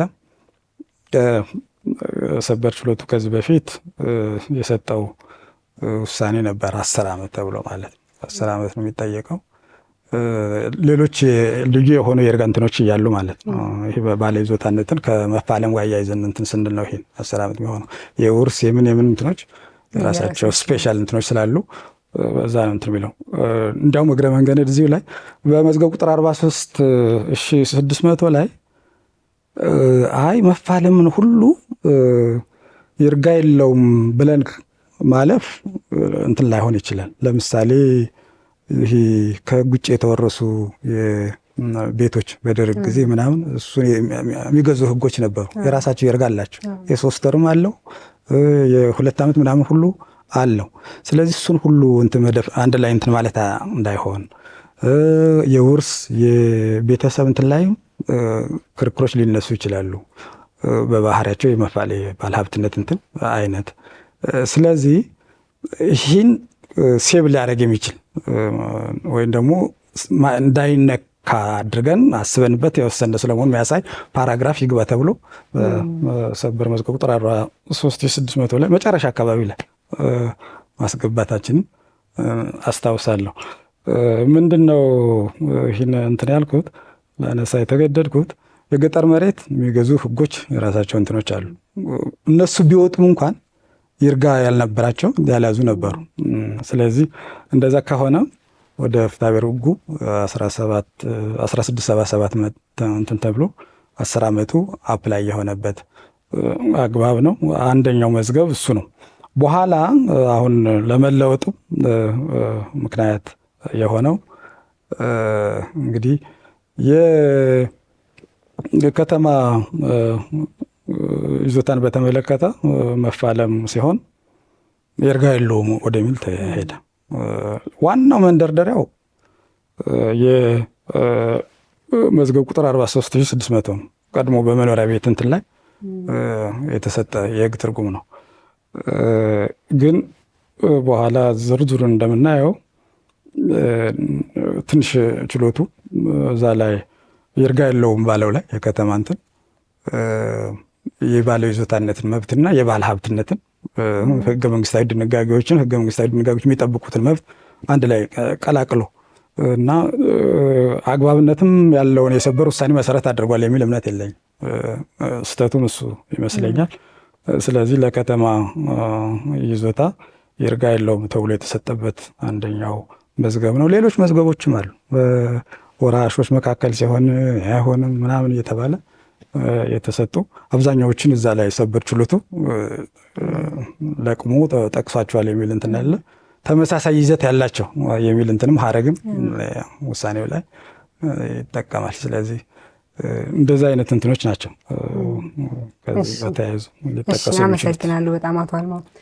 አቶ ፊልጶስ አዲሱ ደግሞ የካቲት 30 የተሰጠ ውሳኔ አለ። የሰበር መዝገብ ቁጥር 244308 በ7 ዳኞች ነው። ቅድም መነሻችን ላይ እንደገለጸው ከዚህ ቀደም የነበሩትን በሚለውጥ መልኩ የተሰጠውና ይዘቱ እንዴት ያለ ነው? ክርክሩ መነሻው ምን ነበረ? ፍርድ ቤቱ የደረሰበት ድምዳሜስ ምንድን ነው የሚለውን ይግለጹልንና ከዛ ደግሞ ተገቢ ነበር ወይ፣ ምን መከራከሪያውና ህጉ ተመሳሳይ ነው ወይ የሚለውን ነገር ደግሞ እናነሳለን። አመሰግናለሁ። ይህ አዲሱ መዝገብ የካቲት 30 2018 ውሳኔ የተሰጠበት በሁለት ግለሰቦች መካከል ነው። የስር ፍርድ ቤት የመጀመሪያ ከሳሽ የሆነው ወገን አጥሬ የነበረኝን 2000 ካሬ ሜትር አጥር ነበረው፣ ጥበቃ ነበረው። ያንን ጥበቃዬንም አባሮ አጥሬንም አፍርሶ አሁን ቤት ሰርቶ ይኖርበታል ተከሳሹ እና በህገ ወጥ ሁኔታ ይዞታል። በእውቀት አላቀረበም፣ ግን ይዞታዬን በህገ ወጥ ነው የያዘው፣ ወይ ደግሞ ቤት ሰርቻለሁ ቤቱን ያስረክበኝ አይደለም፣ በህገ ወጥ ሁኔታ ስለያዘው ለቆ ያስረክበኝ የሚል ክሱን አቀረበ። ውጭ ሀገር ሄጄ የሚለው እንግዲህ ከ11 ዓመት ቀደም ብሎ ነው ሄጄ የሚለው 10 ዓመት አልፎታል። የመጀመሪያ ደረጃ ፍርድ ቤት እውቀትንም ይዞታንም ወይም የባለሀብትነትንም ጭብጡን በግልጽ ባለየበት ሁኔታ በ10 ዓመት ያለፈው ነው ጥያቄ። ስለዚህ በእውቀት በ10 ዓመት ይርጋ ይታገዳል ብሎ ውሳኔ ሰጠ። የከፍተኛ ፍርድ ቤት ይግባኝ አለ። የከሳሹ ይግባኝ አለ። ከፍተኛ ፍርድ ቤት፣ ጠቅላይ ፍርድ ቤት ደግሞ ይግባኝ ሰሚው የወሰኑት ተመሳሳይ ነው እና ያ ቅድም በአቶ አልማው የተገለጸውን ውሳኔ ተጠቅሶ ለይዞታ መብትም የማይንቀሳቀስ ሀብት የባለቤትነት ፈለማ ትርጉምን ተግባራዊ ያደረጉትን ውሳኔዎች ጠቀሰና ስለዚህ ይሄ ይርጋ የለሽ ነው አለ። ያ እንግዲህ በሰበር ላይ ሄደ። ሰበር ሰሚ ችሎት ዝርዝር የይዞታ መብት ማለት ምን ማለት ነው? ከከተማ ቦታ ይዞታ መብት አንጻር፣ ከገጠር መሬት ይዞታ አንጻር የከተማ ቤት የከተማ ቦታ ይዞታ እና ደግሞ የከተማ ቦታ እና ቤት ባለሀብትነት መብት ምንድን ነው ልዩነታቸው የሚል ዝርዝር ትንተና ሰጠና ያስቀድሞ በሰበር ይርጋ የለውም የተባለው ቤትን በተመለከተ በተደረገ ክርክር ነው። በነ ዳዊት ጉዳይና ቅጽላ የሚያልወጣ አበባው ይግዛው የሚል ጉዳይ አለ። አሁን የአበባው ይግዛው ለምሳሌ የቤቶች የኤጀንሲ ኪራይ ቤቶች በኃይል ወስዶበት የባለቤትነት ፈለማ አቅርቦ 10 ዓመት ያልፈዋል ተብሎ በይርጋ ይዘጋል ተብሎ የነበረው እና ስለዚህ እነዚህ የባለሀብትነትን ነው ባለሀብትነት ክርክር የሚያነሳ ከ4767 ወደዚህ እንደዚሁም በ7/21/2004 የሊዝ አዋጁ የምዝገባ አዋጁ ሌሎችን ህጎች ሁሉ ተንትኖ እነዚህ ላይ የይዞታ መብትና የባለሀብትነት መብት ይለያያሉ። በህገ መንግስቱ መሰረት በከተማ ይዞታ የከተማን ከገጠር ለየና በከተማ ቦታ ላይ ግለሰቦች ያላቸው የባለሀብትነት በገነቡት ቤት ከገነቡ የባለሀብትነት በሊዝ ሊሆን ይችላል፣ በውርስ ሊሆን ይችላል፣ በተለያየ በውልም ሊሆን ይችላል። የተላለፈላቸው ላይ ግንባታ ገንብተው ከነቤቱ ወይም ደግሞ በገነቡት ላይ የባለሀብትነት መብት ነው። ስለዚህ ይርጋ የለውም የተባለው የፔቲቶሪ አክሽን የባለሀብትነት መብቱን ነው። የዚህ ሰውዬ ጥያቄ ግን ቤቱ የኔ ነው ቤቱን ያስረክበኝ ሳይሆን በህገ ወጥ ሁኔታ ይዞታዬን ይዞብኛል ነው። ስለዚህ ጥያቄው የይዞታ ነው። አጥሩ ፈርሷል ይላል። ስለ አጥር የስር ፍርድ ቤቶች አላጣሩም፣ ጠባቂን አባሩ ይላል። ሁከትም አይደለም የኔ ጥያቄ ሁከት አይደለም ይላል። በኃይል ተግባር ይዞታልም አላለም። በምን እንደተያዘ በዝርዝር ፍሬ ነገሩን እንግዲህ ከሁከት ከ2 ዓመቷ ይርጋለ ለመሸሽ ይመስላል በስር ፍርድ ቤት ከሳሽ የሆነው ወገን ያነሳው። ዝም ብሎ ብቻ በህገ ወጥ ሁኔታ ይዞብኛል በሚል ነው። ስለዚህ ጥያቄው ምንድነው? ጭብጡ ማን ነው? ይህን ይዞታውን በህገ ወጥ የእሱ ይዞታ ነው አይደለም ወደሚለው ከመግባቱ በፊት ይህንን ይዞታውን ለመጠየቅ ተወስዶብኛል ለማለት ይርጋ አለው የለውም፣ ይርጋ ካለውስ ስንት ዓመት ነው የሚለው ነው። ስለዚህ ሰበር ሰሚው ችሎት ይዞታና ባለሀብትነት መብት ፖሴሽንና ኦነርሽፕ ከማይንቀሳቀስ ሀብት አንጻር ይለያያሉ። ስለሚለያዩ የዚህ ሰውዬ የቤት ክርክር አይደለም፣ የቤት ባለመብት ነው። ስለዚህ እነዛ ይርጋ የለውም የሚለው የሰበር ውሳኔዎች ለዚህ ተፈጻሚነት የላቸውም። ይልቁን የእሱ ጥያቄ ይዞታ ላይ ነው። አስቀድሞ ይዞታም ከባለሀብትነት መብት ጋር ተያይዞ ይርጋ ያግደውም የሚለው ውሳኔ የተሰጠ ቢሆንም ያኛውን ሊታረም ይገባል። ስለዚህ በ7 ዳኞች የመሰየሙ ዓላማ አስቀድሞ የተሰጠ ውሳኔዎች የሚጋጩ ውሳኔዎች ሲኖሩ ወይም ደግሞ የሚለወጥ ውሳኔ ሲኖር ያን ለመለወጥ ስለሆነ ያን የቀድሞውን የሰበር ውሳኔ ለውጠነዋል። የዚህ ሰውዬ ጥያቄ በመሀል ያለ ነው። ከፍትሐብሔር ሕጉ ወደዚህ 67 ከዛ ወደዚህ ሁሉ ያሉ የህግ ስርዓቶች በመሬት ይዞታ እና ባለሀብትነት ስሪት ላይ ልዩነት አመጥተዋል። ስለዚህ ባለሀብትነት ይዞታ የተለያዩ ናቸው። ስለዚህ እንደ ባለሀብትነት እኩል ጥበቃ ልንሰጠው አይገባም ለባለ ይዞታነት መብት እና በመሆኑም በትክክል ደግሞ ቅድም በአቶ አልማውም እንደተገለጸው በንብረት ሕጉ ላይ ይህን የሚመለከት ለማይንቀሳቀስ ሀብት ይዞታን የሚመለከት የይርጋ ድንጋጌ የለውም። አንዳንድ ይዞታና ባለሀብትነት ተቀላቅለው በአንድ ላይ ሆነው ይመጣሉ።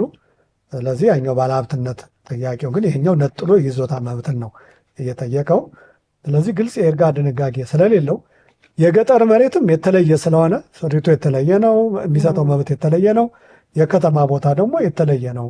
አገኛኘቱም አጠቃቀሙም አጠቃላይ የሚመራበት ስርዓት የተለየ ስለሆነ ለዚህ እንግዲህ ግልጽ የይርጋ ድንጋጌ ከሌለ ይርጋ ያስፈልገዋል። በይርጋ መብቱ የሚታገል ነው።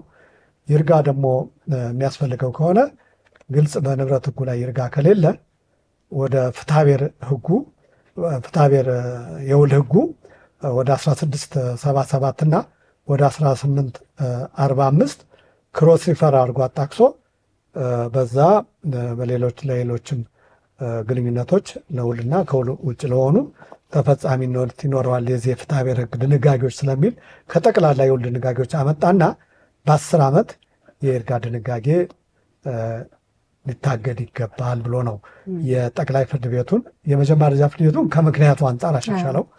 ምክንያቱ በደንብ መሰረት የያዘ ስላልሆነ የከፍተኛውና የጠቅላዩን ደግሞ ይርጋ ያግደውም የሚለውን ሙሉ በሙሉ ሽሮ የመጀመሪያ ደረጃ ፍርድ ቤቱ ከውጤቱ አንጻር በ10 ዓመት ይርጋ የሚለውን አጽንቶ ውሳኔ የሰጠበት ነውና ይሄ ውሳኔ እንግዲህ ከንብረት ሕግ ፍልስፍና የማይንቀሳቀስ ሀብት ላይ ይዞታም የንብረት መብት ነው፣ የንብረት መብት ነው። ባለሀብትነትም የንብረት መብት ነው። ሁለቱ ግን ቅድም በዝርዝር እንደታዩት በአቶ አልማው እኩል አይደሉም፣ እኩል አይደለም። ለባለ ይዞታና ለባለሀብትነትና ባለሀብትነት መሬት ላይ የመንግስት ነው። ስለዚህ ከመንግስት ይዞታን ነው ግለሰቦች ልናገኝ የምንችለው እና ቤት ስንሰራበት ግን ባለሀብት እንሆናለን። በቤቱ ላይ መሬቱ ላይ ደግሞ ባለ ይዞታ እንሆናለን። የባለሀብትነት የፔክቶሪ አክሽን ሊነሳ ይችላል እና ስለዚህ ፍሬ ነገሩ የክሱ ፍሬ ነገር መነሻው በህገ ወጥ ሁኔታ ይዞታ ተወስዶብኛል ነው። በኃይል ተግባር አላለም። በኃይል ተግባር ወይ ደግሞ ተነጥቅ ያለው አላለም። የሚመስለው ግን ተነጥቅ ያለው አይነት ነው ፍሬ ነገሩ። ምክንያቱም አጥሬ ፈርሶ ጥበቃ ተባሮ ምናምን ካለ በግልጽ ያኛው ደግሞ ገዝቶ መሆኑን ፍሬ ነገሩ ተከሳሹ ደግሞ ገዝቶ እንደውም በ1980 ውስጥ ገዝቶ የያዘው መሆኑን ክርክር አድርጓል። በኋላ ግን ገዝቶ ነው የያዘው አይደለም ወደ ፍሬ ነገር ተገብቶ ክርክር ቢደረግ ትክክለኛ በህገወጥ ነው የያዘው አይደለም ወደሚለው ውስጥ ሊገባ ነው ይህን ይዞታውን። ያኛው ግን ባለሀብትም እንደሆነ ነው በቤቱ ላይ ክርክር እያቀረበውና ስለዚህ ይዞታው ወደ ፍሬ ነገር ሲገባ በእርግጥስ በውል ነው የያዘው አይደለም ወደሚለው በህገወጥ ነው አይደለም ወደሚለው ሳይገባ ጥያቄው የይዞታ መብት ስለሆነ የይዞታ መብት ደግሞ በይርጋ ይታገዳል ተብሎ በዛው ተቋጨ ማለት ነው እና በዛ መልኩ ነው ሰበር ውሳኔ ድምዳሜ የሰጠበት። እሺ በጣም አመሰግናለሁ አቶ ፊሊጶስ። እንዳሉት ወደ ፍሬ ጉዳይ ክርክር ከመግባታችን በፊት የይርጋ ወይም ደግሞ በመጀመሪያ ደረጃ መቃወሚያ የሚነሱ ነገሮችን መፍታት የሚገባን ፍሬ ጉዳይ ላይ ስንገባ እውነታው ሌላ ሊሆን ይችላል፣ ባለመብት ላይሆን ይችላል በትክክል ያ ሰው። ግን እዛ ጋር ከመድረሳችን በፊት ህግ የሚያስቀምጠው የጊዜ ገደብ መብት ቢኖርህ እንኳን በዚህን ያህል ጊዜ ውስጥ መጠየቅ አለብህ ስለሆነ አሁን መሰረት አድርገን የምናወራበት ጉዳይ ይሄ የሰበር ሰሚ ችሎት ውሳኔ ነው። እሱ ደግሞ ይርጋ ስለሆነ እንዳሉት ወደ ፍሬ ጉዳዩ ተገብቶ ማነው ባለ ይዞታው በህግ አግባብ የተገኘ ነው የሚለው ይርጋው ቢታለፍ የሚመጣ ስለሆነ እሱን አናነሳውም። ምናልባት ለተመልካቾቻችን ግልጽ ማድረግ ብንፈልገው የይርጋ ጉዳይ የመጀመሪያ ደረጃ መቃወሚያ ጉዳዮች የሚታለፉ ከሆነ ግን በህግ አግባብ የተገኘ ነው አይደለም የሚለው የፍሬ ጉዳይ ክርክር ሌላ ውጤቱን ሌላ ሊያደርገው የሚችል መሆኑ አንድ ታሳቢ መደረግ ያለበት ሆኖ ማለት ነው። አሁን ግን ይርጋውን ስለሆነ እያወራን ያለ ነው። አቶ አልማው ምናልባት እዚህ ውሳኔ ጋር አሁን በደንብ አቶ ፊሊጶስ የውሳኔውን ገልጸውልናልና እኔም ውሳኔውን እንዳየሁት የተለያዩ አይነት ልዩነቶች ወይም ደግሞ ለማብራራትና እዚህ መደምደሚያ ላይ ለመድረስ የተጠቀመባቸው ከዚህ ቀደም የተሰጡ ውሳኔዎችን አንስቷል። የሰበር ሰሚ ችሎቱ የሰጠውን የሰበር መዝገብ ቁጥር ጠቅሶ ማለት ነው። ከዛ ውስጥ አንዱ የገጠር ይዞታ በሚመለከት ያለ የይርጋ ጉዳይ በተለየ መልኩ ሊታይ እንደሚገባ ከከተማ ይዞታ ጋር እንደሚለይ፣ ከዛ በተጨማሪ ደግሞ ባለሀብትነትንና ባለይዞታነትን አሁን አቶ ፊሊጶስ በደንብ በዝርዝር እንደገለጹልን ቤት ቢኖር ቤት ይለቀቅልኝ የሚል ክርክርና ይዞታዬን ያስረክበኝ የሚል ክርክር የተለየ እንደሆነ ይገልጻል። ከዛ ደግሞ የ10 ዓመት ይርጋ ያግደዋል ለማለት ደግሞ የፍትሐ ብሔር ሕጉን አንቀጽ 1845 መነሻ አድርጎ ነው መደምደሚያ ላይ የደረሰው። መጠየቅ የምፈልገው ለእርሶ አንደኛ በገጠር መሬትና በከተማ መሬት ይዞታ መካከል የይርጋ ጉዳዮች ወይም ደግሞ የጊዜ ገደቡ የተለያየ ነው ወይም ደግሞ የተለያየ መሆን አለበት በሚል የቀረበውን መከራከሪያ ወይም ደግሞ ለመደምደሚያው መነሻ የሆነውን ትችት እንዴት ተመለከቱት? ሁለተኛ የመፋለም ክስ ነው የምናቀርበው ካልን ቤት መኖርና አለመኖር ባለይዞታ ህጋዊ ባለይዞታ ቅድም በገለጹልን አግባብ ህጋዊ ባለይዞታ ስለመሆኑ ሊያስረዳ የሚችል የሰነድ ማስረጃ ካለው አንድ ሰው ቤት መስራት አለመስራት ወይም ደግሞ ቤት መኖር አለመኖር ልዩነት ሊፈጠር ይገባሉ የሚለውንና የ1845 ደግሞ ለዚህ ጉዳይ ትክክለኛ ሊጠቀስ የሚገባስ ህግ ነው ወይ? እንግዲህ ውሳኔው እንደተባለው ከስነ ህግ አንጻር ከውሳኔ አጻጻፍ አንጻር ስናየው ብዙ ጠንካራ ጎኖች አሉት የሚለውን መካድ አልችልም። ይሄ እንፉግነት ነው የሚሆነው።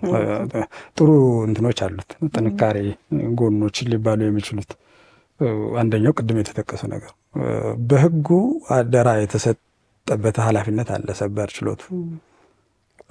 ችሎት ያሉት ዳኞች ናቸው። ሁልጊዜ እንደምንለው የመላእክት ስብስብ አይደሉም፣ ሊሳሳቱ ይችላሉ። ከተሳሳታችሁ ራሳችሁ ስህተታችሁን አርሙ ብሎ ልክ ይሄ አስገዳጅ የትርጉም ስርዓት ሲመጣ በ454/97 ከሰኔ 7 ጀምሮ ተግባራዊ ሲሆን እዛው አዋጅ ላይም አለ አንድ የሰጠውን የህግ ትርጉም በሌላ ጊዜ በዛው ጭብጥ ላይ የተለየ ትርጉም ሊሰጥ ይችላል ብሎ አደራውን ሰጥቷል ህግ አውጪ። ስለዚህ አሁን ደግሞ ያ ዝርዝር እንትን አልነበረውም፣ ፕሮሲጀርም አልነበረውም። መቼ ነው እንደዛ የሚያደርገው የሚለውን የሚገዛ ህግ አልነበረውም። ግን በተቋማዊ እንትን የመግባቢያ ሰነድ ተዘጋጅቶ 7 ዳኛ የሚል እንትንም ያኔ ነው የመጣ ባይዘው አዋጁ ላይ የሚለው ነገር የለም። በዛ በተመሳሳይ በ5 ዳኛም ሊቀየር እንደሚችል ስልጣን ይሰጣል። ግን አስገዳጅ የህግ ትርጉም እኮ አጠቃላይ ዶክትሪናሊ እንትኑ መሰረተ ሀሳቡ እጅግ በጣም አሳማኝ ውሳኔ፣ ሌሎች ሰዎችም በውሳኔው እንትን ብሎ ወደፊት ፍርድ ቤት ምን ሊወስን ይችላል ብሎ ከወዲሁ ሆነው መገመት የሚችሉት አጠቃላይ በኢንቨስትመንት ስራቸው በምናቸው ሩል ኦፍ ሎው አለ ብሎ ሊተማመኑት የሚችሉበት ስርዓት መዘርጋት ነው። የህግ ትርጉም ወጥነትን ተገማችነት ተብሎ የተዘረጋ ነው። ስለዚህ የዳኛ ቁጥር በዛ ማድረግ አጠቃላይ የዜጋውን የማህበረሰቡን በፍርድ ቤት ውሳኔ ላይ እምነት እንዲኖረው ያደርጋል። ያለበለዛ በ5 የሰጠውን ውሳኔ እንደገና በ5 የሚቀየር ከሆነ እንደፈለገ ያደርጋል የሚል እንትን አረዳድ እንዳይኖር ተብሎ የተዘረጋ ነው። አሁን ያ አድጎ ህግ ሆኖ ሲመጣ ደግሞ አየ ነው 2013 ላይ እሱ እጅግ ትልቅ እንትን ነው። እዛም ህግ አውጪው ዝም ብሎ አልተወውም።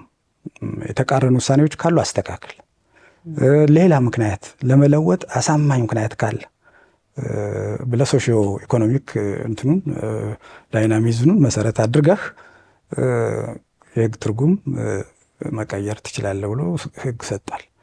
በእርግጥ እነዚህ ተቃርኖት ችግር የለም።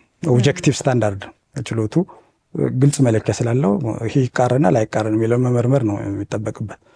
ግን ያቺ መለወጥ የሚያስፈልግ ሆኖ ሲገኝ የምትለዋ ሳብጀክቲቭ እንትን ነች የምትመስለው። አደጋ ታስከትልም። እሱ የዚህ ርዕስ እንትን ስላልሆነ ብዙ ባልሄድበት ይሻላል። ዞሮ ዞሮ ግን ስልጣን ተጠቅሞ እነዚህ የሚጋጩ ውሳኔዎቹን እንዲታረቁ አድርጎ አጠቃላይ ዜጋው፣ ማህበረሰቡ፣ የህግ ኮሚኒቲው የትኛውን የሰበር ውሳኔ ነው መጠቀም ያለብን ተግባራዊ ማድረግ ያለብን የሚለውን እንዲህ ላይ ማድረጉ አንድ ትልቅ ጠንካራ ጎኑ ነው። ሌላው የህገ መንግስትን በላይነትም አረጋግጧል። ህገ መንግስቱ ስለ ባለ ይዞታነት ስለ ባለ ቤትነት ምንድን ነው የሚለውንም ተተንትሏል በሚገባ ማለት ነው። እሱም ትልቅ እንትን ነው። ፍርድ ቤቶች ህገ መንግስትን መተርጎም አይችሉም የሚለውን ነገር አፕላይ ሊያደርጉ ይችላሉ የሚለውን በግልጽ ያሳየ ሆኖ ታገኘዋለች። ስለዚህ በዚህ ረገድም በአዎንታዊነት ሊነሳ የሚችል ነው ብዬ አስባለሁ። ሌላው ቅድም አቶ ፊሊጶስ እንዳለው በባለ ይዞታነት መብትና በባለ ሀብትነት መብት ላይ ፍርድ ቤቶቻችን የበታች ፍርድ ቤቶች ላይም ያሉት ያው በዛኛው በተቀየረ ውሳኔ ላይ እንዳለው የተቀላቀለ ግንዛቤ ነበራቸው። ይህን ብጅታም መስመር ያበጀለት ይመስለኛል በደንብ አድርጎ ማለት ነው። አይደለም ለዳኝነት እንትኑ አካል ይቀርና አጠቃላይ ለህግ ትምህርት ቤቶች ለሌሎች እንትኖች ሁሉ ኢትዮጵያ ውስጥ እነዚህ ኮንሴፕቶች እንደዚህ ናቸው ብሎ አሁን በእርግጠኝነት መናገር የሚቻልበት እንትን ያበጀ ነው ብዬ ወስዳለሁ። ብዙ ሌሎች ጠንካራ እንትኖች አሉት። ይህ ማለት ግን ያው ውሳኔው እንከን የለሽ ነው ማለት አይደለም። በእኔ ደጋግሜ አይቻለሁ። የተወሰኑ ነጥቦች ግን አከራካሪ ሆኖ የሚነሱበት አግባብ አለ።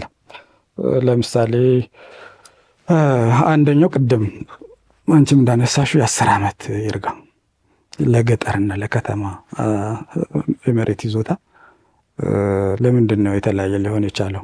ህግ አውጪው ቅርብ ጊዜ ባወጣው እንትን ላይ ቀድሞ ይርጋ እንዳልነበረው አድርጎ ነበር። ምን አስቦ ነው? እሱ አንድ ነገር ነው። ምናልባት ህገ መንግስቱ ላይ አርሶ አደሩም አርብቶ አደሩም ምኑ ያለ መፈናቀል ዋስትና አለው ብሎ ህገ መንግስቱ ስለጠበቀለት ያን በዘለቄታው እንትን ለማለት ታስቦ ነው ይሆን? መጀመሪያውን ይርጋ ያላስቀመጠው ከውርስ ከምን ጋር የተያዙ እንትኖችን የተወሰነ ነገር ብሏል። ግን የባለ ይዞታን መፋለምን በተመለከተ በዝምታ አልፎት ነበረ። እሱ ሌላ ክርክር መስመር ሊሆን ይችላል። ዞሮ ግን አሁን 2016 ክረምት ላይ ይመስለኛል 13/24 ላይ የገጠር መሬትን በተመለከተ 15 ዓመት ነው ይርጋው አለ። በግልጽ ቁጭ አደረገ። ሰበር ችሎት ይሄ ህግ መኖርን ያውቃል።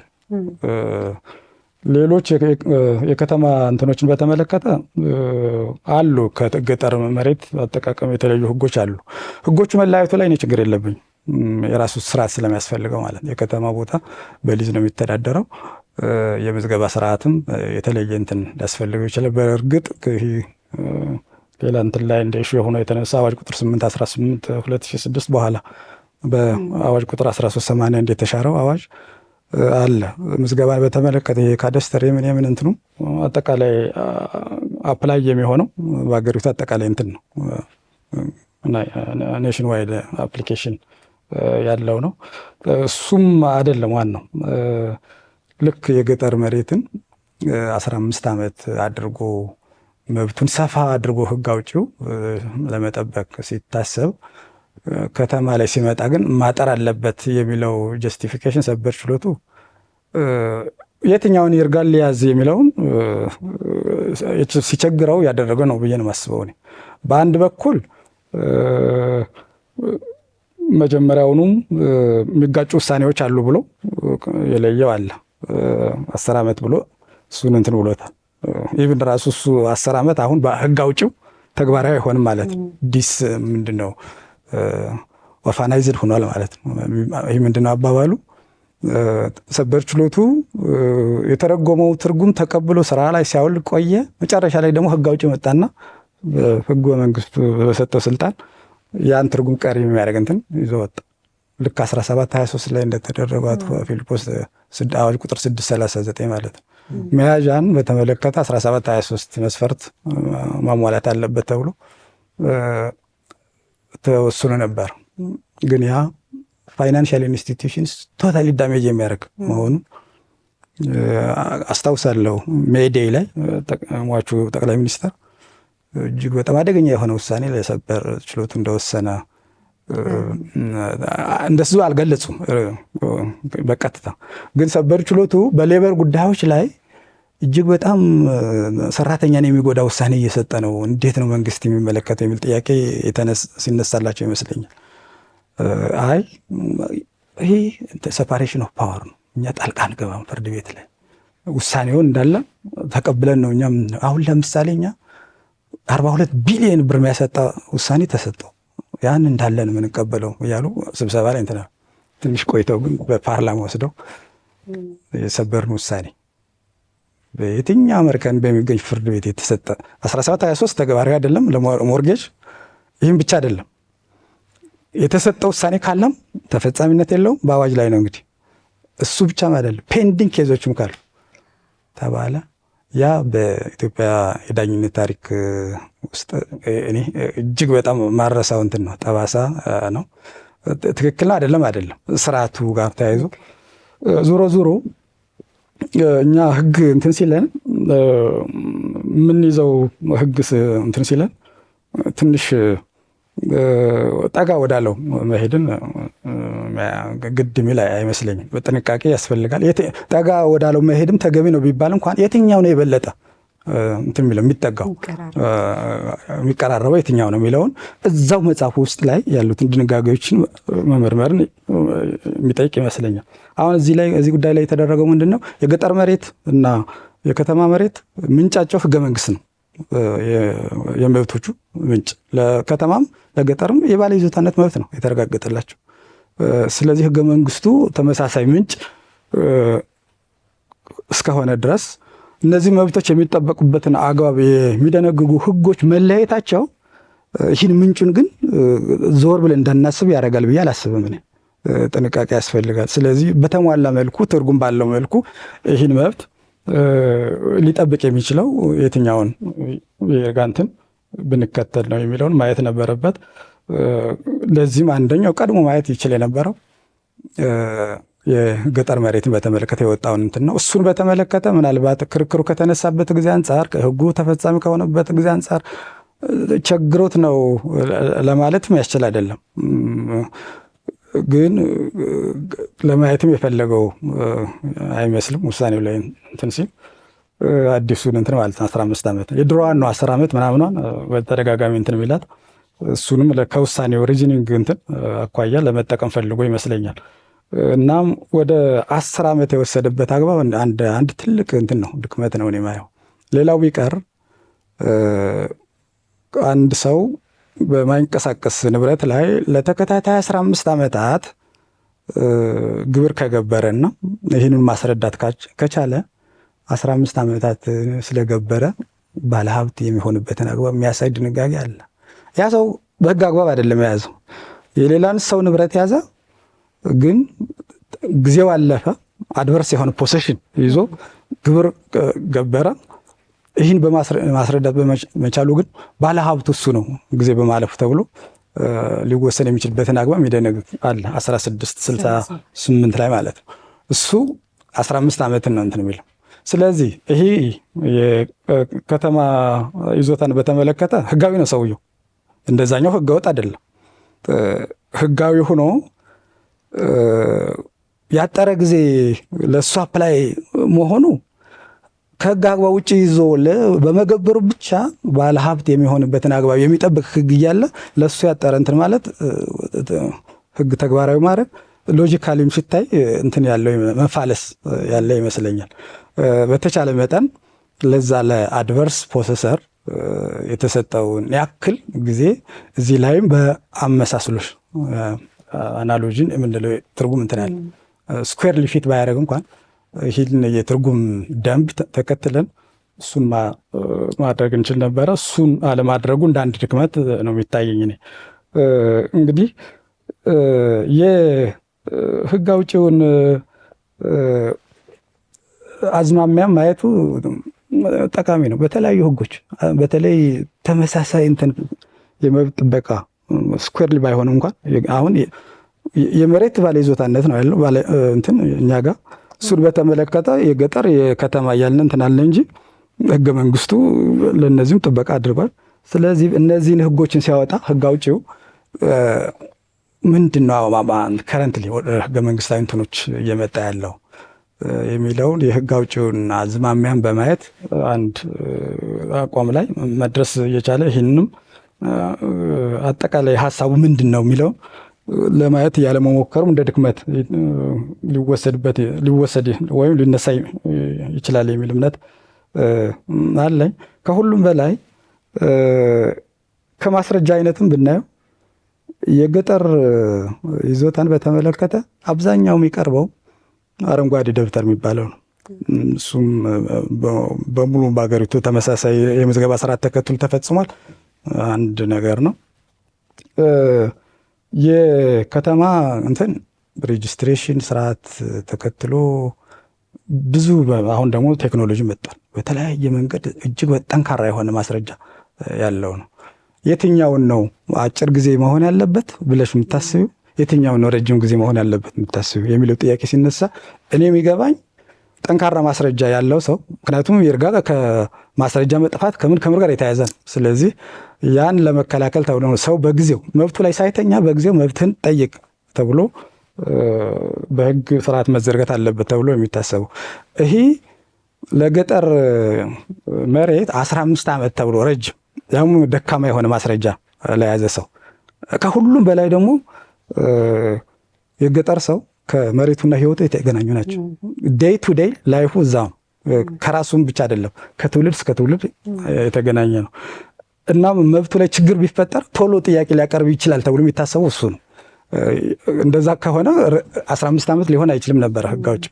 ግን አጠቃላይ ሶሻል እንትኑ መሬት በኢትዮጵያ ማህበረሰብ ላይ ያለው ቫሊዩ እጅግ በጣም ትልቅ ስለሆነ ይርጋን ረዘም አድርጎ መደንገጉ አስፈላጊ ነው ብሎ አስረዝሟል።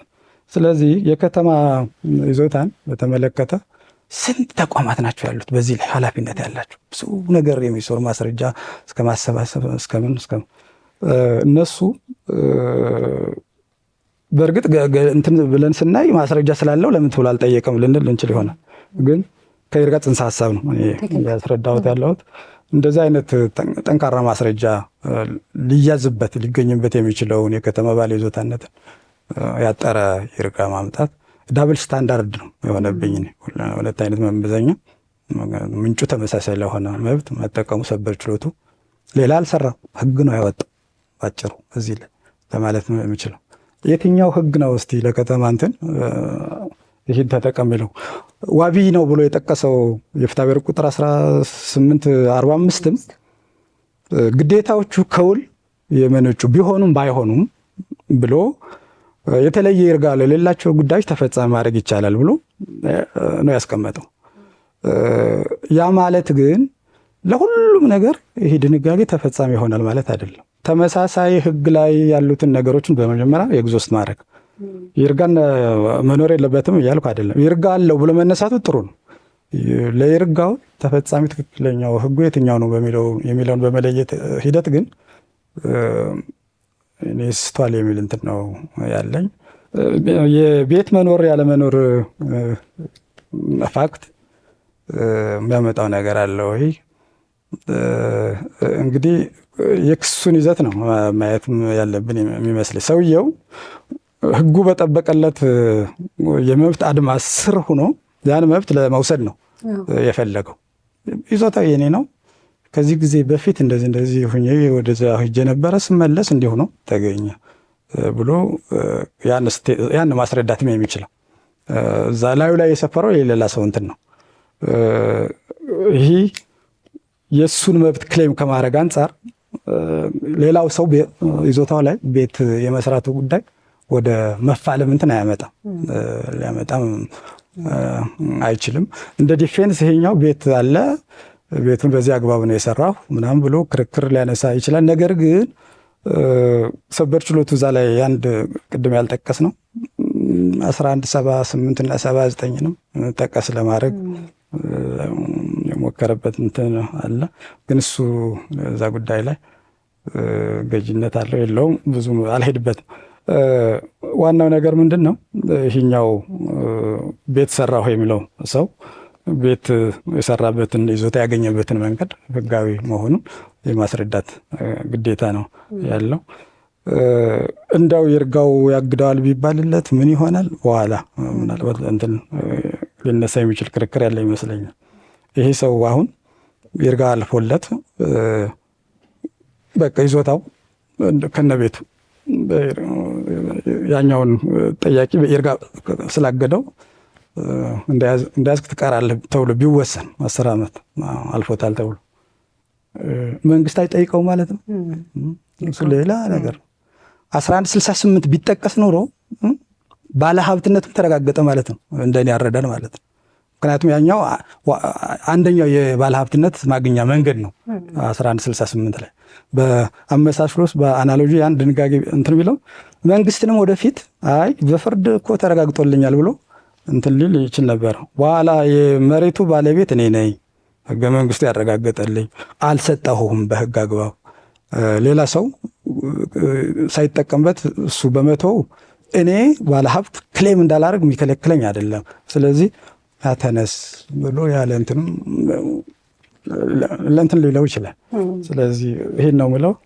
ሶሪ አስረዘሙ። ሶሪ ችግር የለም። በጣም አመሰግናለሁ። በደንብ ነው ያብራሩልን አቶ ፊሊጶስ። ምናልባት አንድ ብቻ ጥያቄ ልጠይቅና እንጨርስ። ከዚሁ ከይርጋ ጋር የተያያዘ ስለሆነ የእርስዎንም ሀሳብ እንድንሰማው ማለት ነው። ቅድም በደንብ ብሪፍ አድርገውናል ኬዙን። ግን ይርጋውን በሚመለከት አሁን በአቶ አልማው እየተነሳ ያለው የ1845 የተጠቀሰበት ምክንያት 1845 ላይ በግልጽ ከውል የመነጩ ባይሆኑም ግዴታዎቹ ግን በሌሎች ጉዳዮች ላይ በልዩነት የተቀመጠ ይርጋ ድንጋጌ ከሌለ ይህንን አፕላይ ሊደረግ እንደሚችል 10 ዓመቱ ተፈጻሚነት እንደሚኖረው ስለሚገልጽ ይሄ 10 ዓመት ግን መጥቶ እዚህ ላይ ተግባራዊ መደረጉ እዚህ ድንጋጌ እዚህ ውሳኔ ላይ አግባብነት የለውም የሚል መከራከሪያ ነው። ግን ምናልባት በዚህ ሀሳብ የሚስማሙ ከሆኑ ይጨምሩልናል። ካልሆነ ግን ታዲያ ስፔሲፊካሊ ደግሞ ለእንደዚህ አይነት ጉዳይ ይህንን ገቨርን የሚያደርግ የይርጋ ጉዳዮችን የሚዳኝ የህግ በሌለ ጊዜስ ታዲያ 1845ን አፕላይ የምናደርገው ታዲያ መቼ ነው? 1845ንስ ሰበር መጥቀሱ ተገቢነት ያለው ነው ብለው አያስቡም ወይ የሚለውን ይግለጹልን። ምክንያቱም አሁን ሌሎች ድንጋጌዎች ናቸው ልናመጣ የሚገባው ካልን እሱም ቢሆን ስፔሲፊካሊ ለእንደዚህ አይነት ጉዳዮች የሚመለከት ስላልሆነ ተመሳሳይ የሆነ አርግመንት መነሳቱ ስለማይቀር ማለት ነው። እሺ፣ አመሰግናለሁ። እንግዲህ ይሄ በነገራችን ላይ የሰበር ውሳኔ በፍርድ ቤቶች የሚታዩ ትልቅ ማህበራዊ ቀውስ እየፈጠሩ ያሉ ጉዳዮችን በከፊልም ቢሆን እልባት የሚሰጥ ነው። በአቶ አልማው የተነሳው መከራከሪያ ነጥብ የ1677 እና 1845 ከመጠቀም ይልቅ የገጠር መሬት አዋጅን ተመሳሳይነት ስላለው ቢጠቀም የተሻለ ነበር የሚለው ይሄ ኮሜንት ምናልባት ወደፊት ሰበር ሰሚው ደግሞ አሻሽሎ ለውጦ ይርጋው ሊጠቀምበት ይችላል። በእኔ እይታ ግን የገጠር መሬት የ15 ዓመት የወጣው ስፔሻል ነው። እንግዲህ ከ4767 ጀመረን ስናይ ለገጠር መሬት የአዋጅ ቁጥር 1967 ወጣ። ለከተማ ደግሞ አዋጅ ቁጥር 4767 ወጣ። ከዛ ወዲህም እስካሁን ድረስ የህግ ስርዓታችን የገጠር ይዞታ መብት በተለይ የህግ ማዕቀፎች ራሳቸው ስፔሻል በሆኑ ልዩ በሆኑ ህጎች የሚታዩ ናቸው። የከተማው ደግሞ እንደ አዋጅ ቁጥር 721 2004 የመሳሰሉት የሊዝ አዋጆች መብታቸው የሚገኝበት አጠቃቀሙና ልዩነት አለው። አጠቃቀሙም ቢሆን የገጠር መሬት ለመሰረታዊ ፍላጎቶቻቸው በሙሉ መጠለያም፣ ቀለብም፣ ሁሉንም ነገር መሰረታዊ ፍላጎቶቻቸው በገጠር በመሬት ለገበሬው በእርሻ ላይ መሰረት ያደረገ ነው። በገጠር መሬት ላይ የከተማ ግን ለመኖሪያ ነው። አብዛኛው ገበሬ አይደለም፣ የከተማ ሰው ለመኖሪያ ነው የሚጠቀምበት። በንቃት ደረጃም ስናይ የከተማው ሰው ነቃ ያለ ነው፣ ስለመብቱ ያውቃል ተብሎ ይገመታል። የገጠሩ ሰው ደግሞ ንቃት ቢኖረውም ነገር ግን ለህግ ያለው ግንዛቤ ያለው ለህግ ያለው ተደራሽነት ለሚዲያ የመሳሰሉ ነገር መለስ ያለ ነው። በእኔ እይታ ሰበሩ ላይ መስረት ባይሆንም ምንድነው ልንከተል የሚገባው ፍልስፍና የሚለው ሞር ሰፋ ያለ የመብት ጥበቃ 15 ዓመት አዋጁ ያወጣውን የገጠር መሬት ለከተማ ልዩ ህግ ነው ለገጠር መሬት።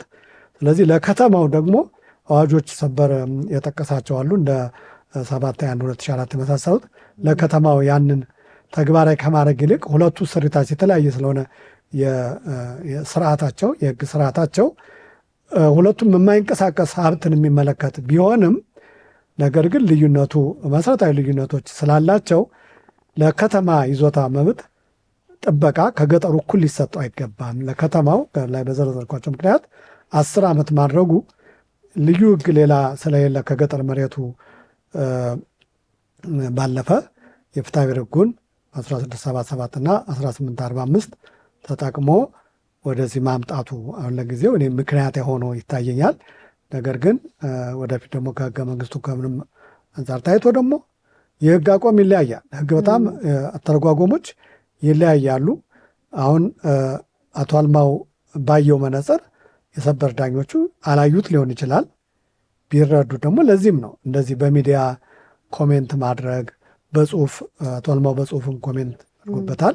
በጽሁፍ ኮሜንት ማድረግ የበለጠ ደግሞ ቢጻፍበት የሰበር ውሳኔዎች ላይ ነገ እንዲቀየር ሊያደርግ ይችላል እና አሁን እነዛ የይዞታ መብት ሐምሌ 30 የተሰጠው የይዞታ መብት ላይ ለረጅም ዓመት 1178 ይቅርታ 1179ን እየተጠቀሙ የይዞታ መብት ምንም ጥበቃ የማይሰጠው ነበር። አሁን ግን ከሐምሌ 30 ጀምሮ ከተሰጡት ውሳኔዎች ለይዞታ መብት ለፖሴሽን ራይት ፕሮፐርቲ ላይ የተሻለ ጥበቃ እየተደረገ ነው። አሁን ይህም የሰበር ውሳኔ ጥበቃውን እውቅና ሰጥቶ ነገር ግን የይርጋ ጊዜውን ደግሞ እንደሚያስፈልገው የህግ ትርጉም ሰጥቶበታልና በእኔ እይታ የከተማ ቦታ ይዞታ መብትና የገጠር ከባለቤቶቹም አጠቃቀም መብትም ምንም መሰረታዊነት አንጻር ቫሊዩም አንጻር ሴቱ እጅግ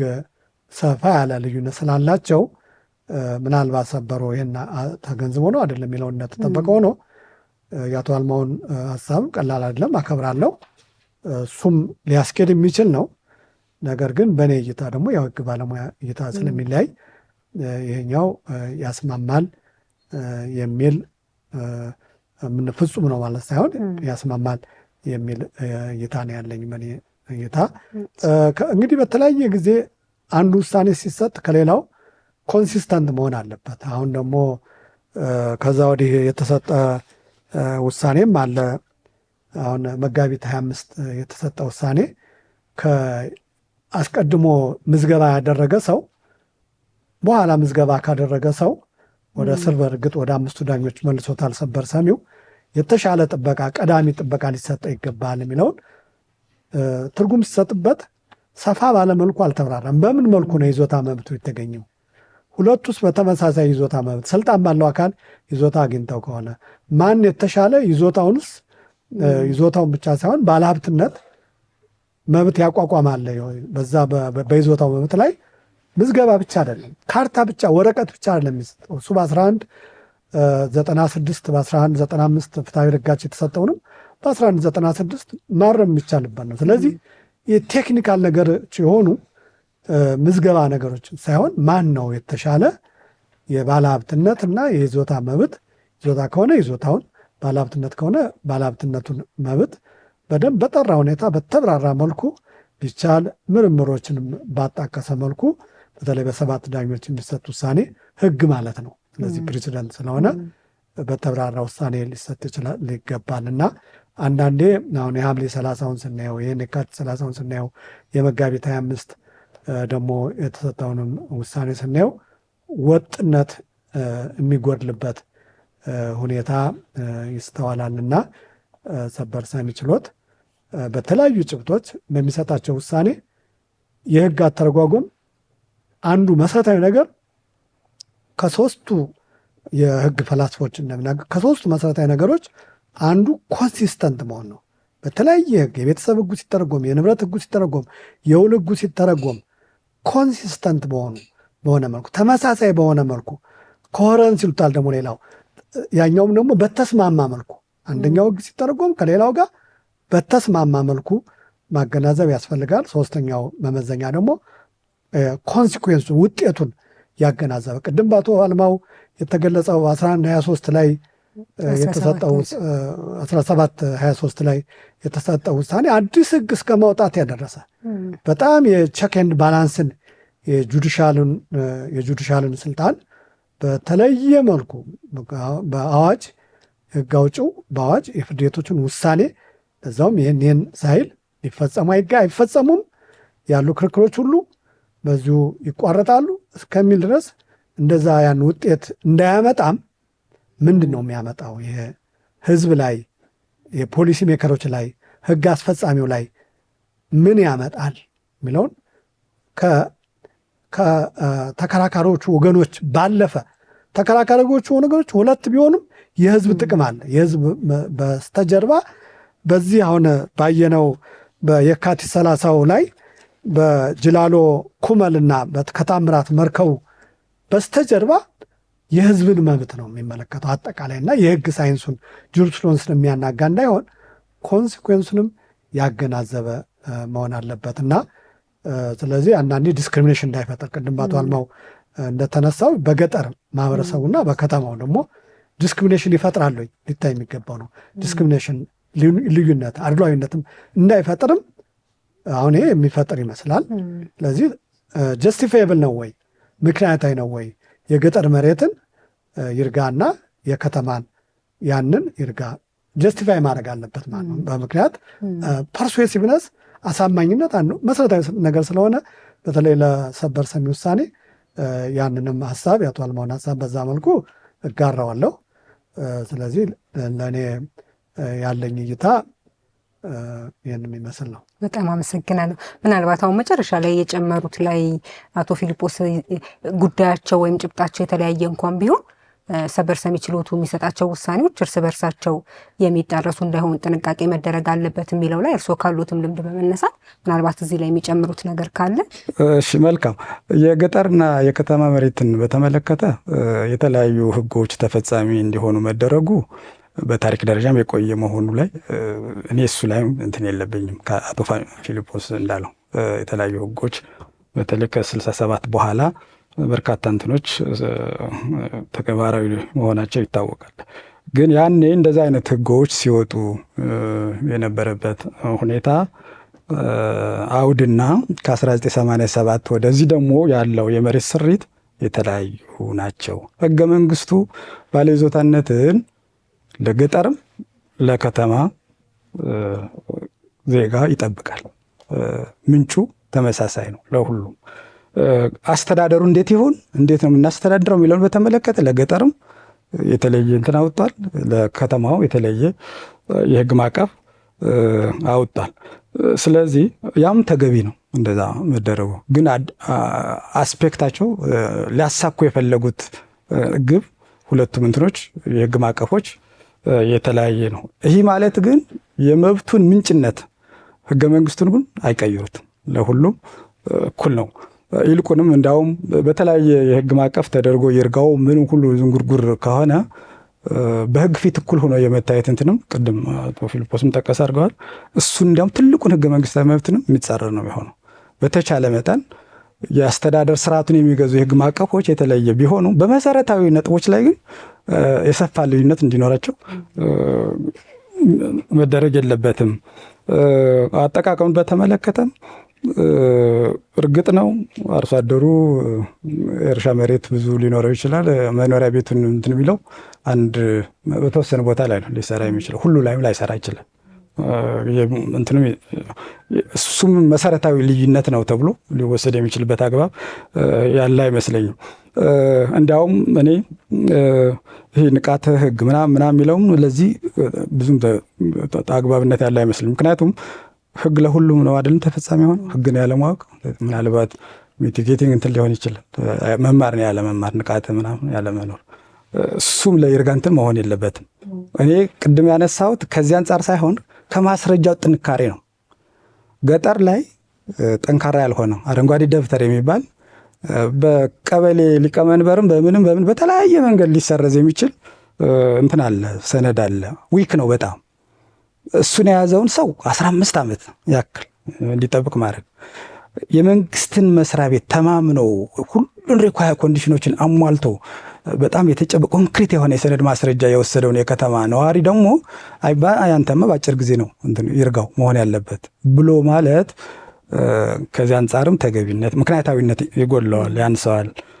ከዛ አንጻር ለምንድን ነው ህግ አውጪው ከተማ እንትኑ የገጠር መሬት ይዞታውን መጀመሪያ ይርጋ እንደሌለው አድርጎ ነበረ፣ በኋላ ወደ ይርጋ መጣ።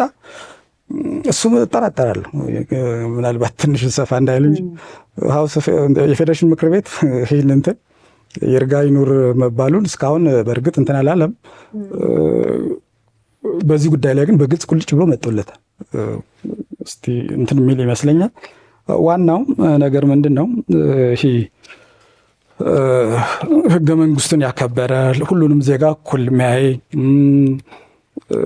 እና አሁን እኮ እኛ ጋር የከተማ መሬት እንትን እኮ ብዙ ነገሮች እኮ ነው የሚጻፉበት የኛ የመሬት ስሪቱ ማለት ነው። ጭራሽ ደግሞ በዚህ በይርጋ እንትን ላይ እንደዚህ ልዩነት መፈጠሩ ብዙ እንትን አሉታዊ ጎኑ ያመዘነ ሆኖ ነው የምናገር። በተለይ ደግሞ ከማህበራዊ ሳይንስ ወይ ማህበረሰብ ሶሺዮ ሌጋል አናሊሲስ የሚባል ሎ ኤንድ ኢኮኖሚክ አናሊሲስ ሌንስ አለ። እንትኖች አጠቃላይ ውሳኔዎች፣ ህጎች፣ ምኖች የሚመረመሩበት እሱን መሰረት አድርገን እኛ ሀገር ላይ እንዳለመታደል ሆኖ ውሳኔ አንሰጥም፣ ህግም አናወጣም። አብዛኛውን ጊዜ የሚከለክል ነገር አለ ወይ? ዝም ብሎ የለመነው ነገር አለ። የተጻፈ ህግ ነው ተግባራዊ የምናደርገው ምናምን። ግን በሌሎች ሀገሮች ላይ ትልልቅ ዩኒቨርሲቲዎች ላይ የተለመደ እንትን ነው፣ ሳይንስ ነው። ሎ ኤንድ ሶሺዮሎጂ፣ ሎ ኤንድ ኢኮኖሚክስ የሚባሉት በእሱ አናሊሲስ ቢሰራ እንኳን እኛ ቅድም አቶ ፊሊጶስም ብሏል፣ ማህበራዊ ቀውስን ነው የሚያመጡት። አንደኛውን ያለ አግባብ እንዲበለጸግ ያደርጋሉ። በኢኮኖሚክስ ሳይንስ ስናይ እሱን ሁሉ ውሳኔ ስንሰጥ ጥንቃቄ አናደርግም። በተለይ ደግሞ ወደ መጨረሻው እንትን ስመጣ ከጊዜም አንጻር አሁን ቅርብ ጊዜ የተሰጠው የመጋቢት 25ቱ ውሳኔ ደግሞ የሚገርም ነው። እንግዲህ መጀመሪያውኑ የገጠር እንትኑ ምንድን ነው የከተማ ይዞታን በተመለከተ አግባብነት የሚኖረውን አጠቃላይ የምዝገባ ስርዓትን የሚገዙ ህጎች አሉ። ከዛም በመለስ ደግሞ ኮንሴፕቶቹ ሞር ቴክኒካል ናቸው። እሱን በተመለከተ ስራ ባልደረባዬ እንዳለው ችሎቱ ምንም ጥንቃቄ አላደረገም። ኮንሴፕቶቹ ምንድን ናቸው? የህጎቹ ራሱ መለያየታቸው ለምን አስፈለገ? ኮንሲኩዌንሳቸው ምንድን ነው የሚለውን አላየም። አዋጅ ቁጥር 818 2006 ላይ አንቀጽ 43 ላይ ተንጠልጥሎ ነው ውሳኔ የሰጠው። ያ አንቀጽ ለጉዳዩ ምንም ተፈጻሚነት የለውም። አማርኛውንም እንግሊዘኛውንም ስናየው ያንድን ባለ ይዞታ ወይም ባለ ንብረት በህግ አግባብ የገዛ ሰው ከምዝገባ እንትኑ ላይ ሬጅስተሪ እንትኑ ላይ ቀድሞ አስመዝግበው ከሆነ ቀድሞ ያስመዘገበ ሰው ነው ጥበቃ የሚደረግለት የሚል መንፈስ ነው ያለ። ያ ማለት በሽያጭ ሊሆን ይችላል። ሁለቱም ይከራከራል። እኔ የገዛሁት እኔ የገዛሁት ቀድሞ የገዛው ማን ነው ማንም እንትን አይደለም። ቀድሞ ያስመዘገቡ ማን ነው የሚለው ላይ ነው ህግ አውጪ የተጨነቁ። እሱን አላዩትም። እሱ ተገቢ አልነበረም። ከሁሉም በላይ ደግሞ ካርታን ባለቤትነት ማረጋገጫ ደብተርን ከዚህ ከካዳስተር ስርዓት ጋር ቀላቅለው ነው ሰበር ችሎቱ የወሰደው። በዚህ ኤሪያ ላይ አትሊስት ሰበር ችሎት እድል ነበረው እንደኔ አንደኛ ባለሙያን አስቀርቦ የመስማት እንትንም ስነስርዓቱ ይፈቅድለታል። ይሄ አሚከስ ኩሬ የሚባለውን መስማት ማብራሪያ እንዲሰጡ ማድረግ ይችል ነበር። እሱን ቢያደርግለት ነበር ኑሮ ያን ስነስርዓት ተግባራዊ ቢያደርግ ኑሮ ምንድነው ይሄ አዋጅ ከአዋጅ ቁጥር 721 ከፍትሐ ብሔር ቁጥር 1195 በዚያ አግባብ ከሚሰጡ የባለ ሀብትነት ማረጋገጫ ሰነዶች በምንድን ነው የሚለየው የሚለውን ቁልጭ ብሎ ይወጣለት ነበር። ሞር ቴክኒካል ስለሆነ ማለት ነው። እኛም አሁን ስንገልጽ እነሱ በሚገልጹት ቶን አይደለም የምንገልጸው። እጅግ በጣም የራሱ ሳይንስ ያለው ኤሪያ ነው እና እሱን ጥንቃቄ ሳያደርግ ወስኗል። ዋናው ምንድነው ሰበር ችሎቱ ቅድም አቶ ፊልጶስ እንዳለው ወጥነት ይጎለዋል። ቀደም ብዬ የሰጠኋቸው ውሳኔዎች አሁን ከምሰጠው ውሳኔ ጋር እንዴት ነው ኮሄረንት ናቸው ወይ አይጋጩም ወይ የሚለው እንትን አይልም። ይሄ ደግሞ ከሁሉም በላይ የሚያሳስበው ተቃርኖ ሲኖር ያንተ ተቃርኖ ያለበትን ውሳኔ እንዲያርም ህጉ አውጪው አደራ የሰጠው ችሎት ነው። ባለ 7 ዳኞች ሰበር ሰሚ ችሎት ማለት ነው። እሱ ከተሳሳተ ባለ 5ቱ እንዴት ነው የሚሆነው ነው።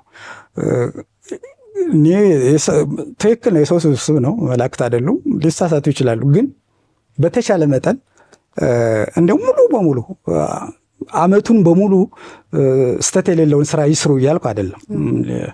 ግን አትሊስት ከ90 እንደው በቁጥርም ባልገልጸው ወደ ስተት ላለመስራት የተቃረበ ስራ ሊሰራ ይገባል። ሲሳሳትም እንኳን ትንሽ ሊያሳስቱ የሚችሉ ነገሮች ቢኖሩ አግባብነት የሌለውን ህግ መሰረት አድርጎ ሲሳሳት ማየት ግን ከዚህ ችሎት የሚጠበቅ አይመስለኝም። እኔ ሁላችንም ስንሳሳት ነበር። አንዳንዴ ራሳችን የዛሬ 3 ወር 4 ወር የወሰንነውን ረስተነው ሌላ ውሳኔ ስንሰጠኝ ነበር። አሁን ለምሳሌ ፍርድ መቃወሚያ የሚቀርበትን አግባብ እኔ ለምሳሌ 2 ውሳኔ ለው ይችላል አለሁበት በ358 ላይ አንደኛው ላይ ካወቀ አላወቀም ይላል። አንደኛው ላይ ግን ማወቅ አለማወቁ እንትን ሳናረግ ፓራሜትሩን ሳናስቀምጥ በማናቸው የሚገድብ ነው። እሱን ሳናስተውል የምናደርገው እንትን ነው። እንደዚህ አይነት ነገሮች እንትን ሊሉ ይችላሉ እና አሁን 7 ዳኞች የሆኑበት ምክንያትም ቁጥሩ ራሱ ስተቱን ሚኒማይዝ ለማድረግ ነው። ሀሳብ ፍጭት በጣም በጥልቀት እንዲኖር ነው። አንዱ የጻፈው ሌላኛው አንብቦ ቼክ አድርጎ ምናምን ኮሬክት መሆን በቃ ኢረር የሌለው ፕሩፍ አድርገው እንዲሰሩ ታስበው ነው። ምናልባት አሁን ድሮ እኛ ስንሰራበት እንደነበረው አሁንም የተሰራ ነው የሚል እምነት አለኝ። እኔ ዲስከስ ያደርጋሉ፣ ግን አንደኛው የጻፈውን ተቃይረው ድራፍት እያንዳንዱ ዳኛ መዝገቡ ላይ ተሰየመው ማለት ወስዶ አንብቦ ትክክል ነው የጻፍከው ከህጉ ጋር ከአጠቃላይ ከተቋሙ የዳኝነት ስራ ጋር የሚሄድ ነው፣ ከተወያየንበት የውይይት አድማስ ጋርም የሚጣጣም ነው ብሎ እሱን ኮንፊርም አድርገውለት አይመስለኝም። እንትን የሚባለው የሆነች ቼክ አለች፣ እሷ ላይ እንፈራረማለን። በኋላ ተጽፎ ሲሄድ አንዱ ጽፎ ሲሄድ ሌላው ግጥም አድርጎ የሚፈርም ይመስላል። የስራ ጫናው ምንም ላይ ያመጣው ሊሆን ይችላል። ይሄ ግን መሆን የለበትም። እንደዚህ አይነት እንትን ትልቅ ስራ ነው። የሀገሪቱን አጠቃላይ ጁዲሻል ሲስተም የሚቀየር የሚገዛ ስለሆነ ለችሎቱም ህግ አውጪ የሰጠው ህገ መንግስቱም ራሱ ዩኒፎርሚቲ፣ ኮንሲስተንሲ የሚባሉትን ተልእኮዎችን ለማሳካትም ምንም እንኳን ህገ መንግስቱ ላይ በግልጽ ባይቀመጥም በኋላ በወጣው አዋጅ ግን ከዛ ከህገ መንግስቱ ውይይት ጋር የተጣጣመ ነው ተብሎ ስለሚታሰብ ፕሬሲደንት ሲስተሙ እሱን ሁሉ ማሳካት አይቻል ማለት ነው። እና አሁን ቅርብ ጊዜ እንትን ያለው የህግ ትርጉም ቀድሞ የ10 ዓመቱን ይርጋ እንትን ብሏል የከተማ እንትን በኋላ ደግሞ ይዞታው ላይ ባለ ይዞታው ሳይቃወም ወይም ደግሞ ሳያውቅ የሰራ ሰው ማስለቀቅ ይችላል ብሎ እንትን ያለው የወሰነ ውሳኔ አለ። በተለይ ሐምሌ 30 ማለት እሱ ላይ ይርጋ ምናምን የለው። ያሁኑ ደግሞ ይርጋውን ምኑንም እንትን ይላል ይደነግጋል። በአንድ በኩል ይርጋ እንደሌለው አድርጎ በማናቸውም መንገድ ማስለቀቅ ትችላለህ ብሎ ወስኖ ነበረ። ሌላ ጊዜ ደግሞ አይ የገጠር እንትን የከተማ ቦታ ለማስለቀቅ የሚቻለው ዊዝን 10 years ነው ብሎ እንትን ማለት ምንድነው ከና አባባሉ ማለት ነው በፊት በሩ የፈቀደውን እንትን አውቅልሃለሁ እጠብቅልሃለሁ ብሎ የሰጠውን የመብት ጥበቃ በጓሮ በር ደግሞ መልሶ ወሰደው። ይርጋ 10 ዓመት ካለፈብህ አትጠይቅም እያለው ነው። በአንድ በኩል ደግሞ አይ ህጋዊ ባለ ይዞታማ በማናቸውም እንትን ሊወሰድ ባይገባም የሚል አንድምታ ያለው ውሳኔ ሰጥቶ ነበር። በእርግጥ ውሳኔዎቹ ይጋጫሉ አይጋጩም ማለት ይቻል ይሆናል። እኔም እንደዛ ነው የማምነው።